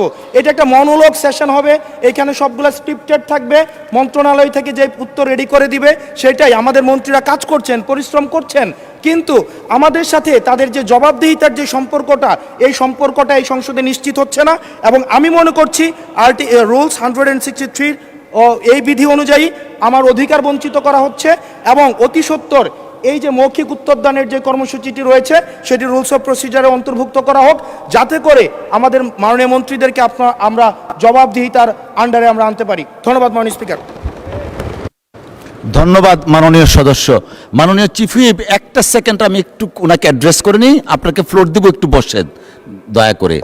মাননীয় সদস্য, আপনি নিশ্চয়ই জেনে এসছেন 163 অ্যান্ড 164 এই রুলসের আন্ডারে আপনার যদি কোনো কোয়েশ্চেন অফ প্রিভিলেজেস থাকে সেইটা আপনাকে একটা নোটিশ প্রদান করতে হয়। আমি শেষ করি, একটা নোটিশ দিতে হয়, সেটা 2 ঘন্টা পূর্বে। তো আমি হয়তো বা 2 ঘন্টাটা কন্ডন করতে পারি, but notice is a must. আপনি যে কোশ্চেনটা এনেছেন is very pertinent, very important. আমরাও চাই এই সংসদ প্রাণবন্ত থাকুন, কোশ্চেন আনসার জবাবদিহিতার মধ্যে থাকেন। আপনার এই যে প্রশ্নটা আছে এটা একটা নোটিশ দিবেন, আমরা এটা ডিসকাস করব। ঠিক আছে মাননীয় সদস্য। মাননীয় চিফ হুইপ। মাননীয় স্পিকার, মাননীয় বিরোধী দলের সদস্য যে কথা বলেছেন সঠিক বলেছেন। সঠিক মানে আংশিক সঠিক, আংশিক এলোমেলো আছে। আংশিক সঠিক হলো যে প্রশ্ন উত্তর পর্বের এটা একটা প্রিভিলেজ সকল সদস্যের। কিন্তু মাননীয় স্পিকার, আপনি জানেন আমাদের মাননীয় বিরোধী দলীয় নেতা তিনি প্রপোজ করেছেন যে আমরা যেন 50 ঘন্টা আলোচনা করি রাষ্ট্রপতির ভাষণের পরে। তা এখন আপনি শুনতে পান না, আমার কথা শুনতে পাচ্ছেন নাকি মাননীয়? তো 50 ঘন্টা আলোচনা করলে 50 ঘন্টা আলোচনা করার মধ্যে এ যাবৎ আমাদের সব মিলিয়ে 12 ঘন্টা আলোচনা হয়েছে। কাজে বাকি সময়টা আলোচনা যদি আমরা করতে চাই, মাননীয় সদস্যবৃন্দ আলোচনা করবেন, মাননীয় বিরোধী দলীয় নেতার মূল্যবান বক্তব্য রাখবেন এবং মাননীয় সংসদ নেতা মূল্যবান বক্তব্য রাখবেন এবং অন্যান্য মন্ত্রীবর্গ বক্তব্য রাখবেন। সেই সব মিলিয়ে আমি হিসেব করে দেখি যে কোনোভাবেই আমরা যদি 30 তারিখে সংসদ শেষ করি তাহলে এই সময়ের মধ্যে সময় কভার করা যায় না। সেই কারণেই প্রশ্নোত্তর টেবিল করা হয়। কিন্তু এটা যদি মাননীয় সদস্যবৃন্দ চান যে আর রাত 10টা পর্যন্ত চলুক, তাহলে আমরা সংসদের এই প্রশ্নোত্তর টেবিল করতে চাই না। আমরা নিজেরাই অ্যাকাউন্টেবল, এটা গভর্নমেন্টের যে অ্যাকাউন্টেবল এবং সেটা আমরা নিশ্চিত করবেন সেটা আমরা চাই, আমরা আন্তরিকভাবেই চাই। কিন্তু এই সমস্যার কারণে আমরা এটা করতে পারছি না বলে আমরা দুঃখিত। যদি বলেন আপনার মাননীয় সদস্যবৃন্দ একমত হয় যে আমরা রাত 10টা পর্যন্ত চালাবো, তাহলে আমরা 2 ঘন্টা সময় পেলে এখানে আমাদের ভাইজান আমার কথা বলার সুযোগ দেন ভাই। আচ্ছা, তো সুতরাং সেটা তখন এটা করা যেতে পারে। Please allow chief whip to talk. Please others member of this house. আচ্ছা, এগুলো অ্যালাউ করেন চিফ হুইপ সাহেবকে। মাননীয় স্পিকার, এই ধান মানতে শিবের গীত মাননীয় সদস্য আর একটা বিষয় উত্থাপন করেছেন। মাননীয় চিফ হুইপ, আমি এখানে খুব বলেছি যে 2-3টা তিমির কথা বলা হয়েছে, আর একটা 2টা হাঙ্গরের অর্ডার দিয়েছি, সবাইকে দাওয়াত করেছিলাম। এই বিষয়ে একটা কার্টুনের আকারে কোনো এক ব্যক্তিকে গ্রেপ্তার করা হয়েছে। মাননীয় স্পিকার, আমি জানি এটা উঠতে পারে সংসদে, এই জন্য আমি ফাইল নিয়ে এসেছি, আর এটা আমার টেলিফোন আছে। মাননীয় স্পিকার, আমি অনেকগুলা চিঠি দিয়েছি, জিডি এন্ট্রি করেছি, কোনো ব্যক্তির বিরুদ্ধে নয়। আমি নিজে মানে আমার দলের লোকেরা করেছে জিডি এন্ট্রি প্রত্যেকটা থানায়। জিডি এন্ট্রিটা করা হয়েছে এই জন্য আমি ফাইল নিয়ে এসেছি। জিডি এন্ট্রিটা রয়েছে 1/12-তে, আর 17/12 এবং 20/12-2025 জিডি এন্ট্রির টাইম এখানে আছে, এটা ফেসবুকে আছে, আমি আমার ফেসবুকে লিখে দিয়েছি। এই তারিখে আমার বিরুদ্ধে এবং আমার দলের বিরুদ্ধে, আমাদের নেতাদের বিরুদ্ধে অসংখ্য কুৎসা রটনা হয়েছে, মিথ্যা এবং বিভ্রান্তিমূলক, অসম্মানমূলক, অসৌজন্যমূলক এবং কুরুচিপূর্ণ, এবং অনেক কথা বলা হয়েছে।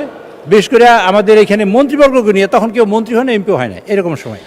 তো আমরা এটা অনুপায় হয়ে আমরা বলেছি কতগুলো ফেক আইডি থেকে এগুলো করা হয়। তা আমি অনুপায় হয়ে তখন আমি ইলেকশন কমিশনে এসেছি, চিফ নির্বাচন কমিশনে দেখা করে তার কাছেও কাগজ দিয়েছি। সেটা জানুয়ারি মাসের 1 তারিখে, আমি জানুয়ারি মাসের 6 তারিখে কাগজ দিয়েছি, দিয়ে তারপর বলছি যে আপনারা এই সব ফেক আইডি থেকে যেসব প্রচার হয় তা বন্ধ করার চেষ্টা করুন। তো এইটা হয়েছে।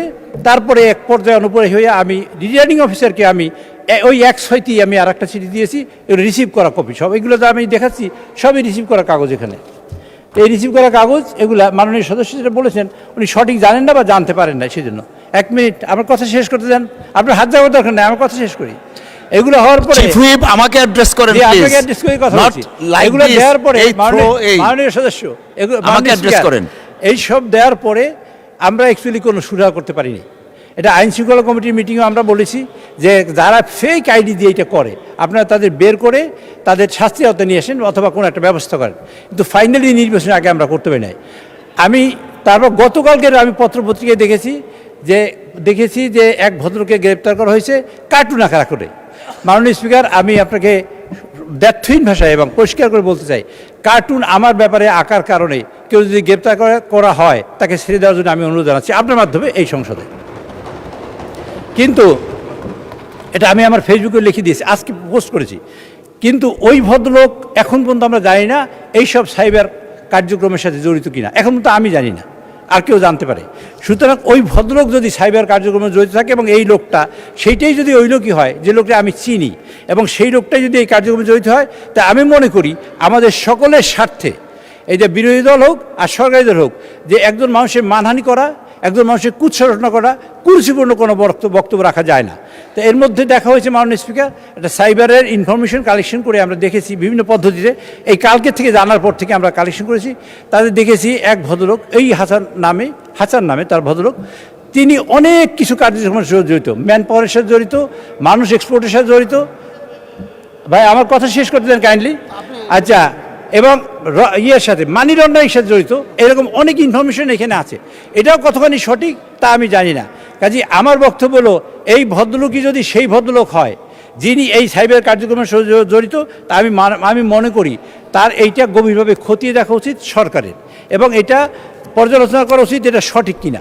যদি সঠিক হয় আমি মনে করি সেটা আইনের আওতায় আনা উচিত, যদি সঠিক না হয় তার ব্যাপারে আমার কোনো অভিযোগ নেই। ধন্যবাদ মাননীয় চিফ হুইপ। মাননীয় স্পিকার, আরেকটু কথা শেষ করতে চাই।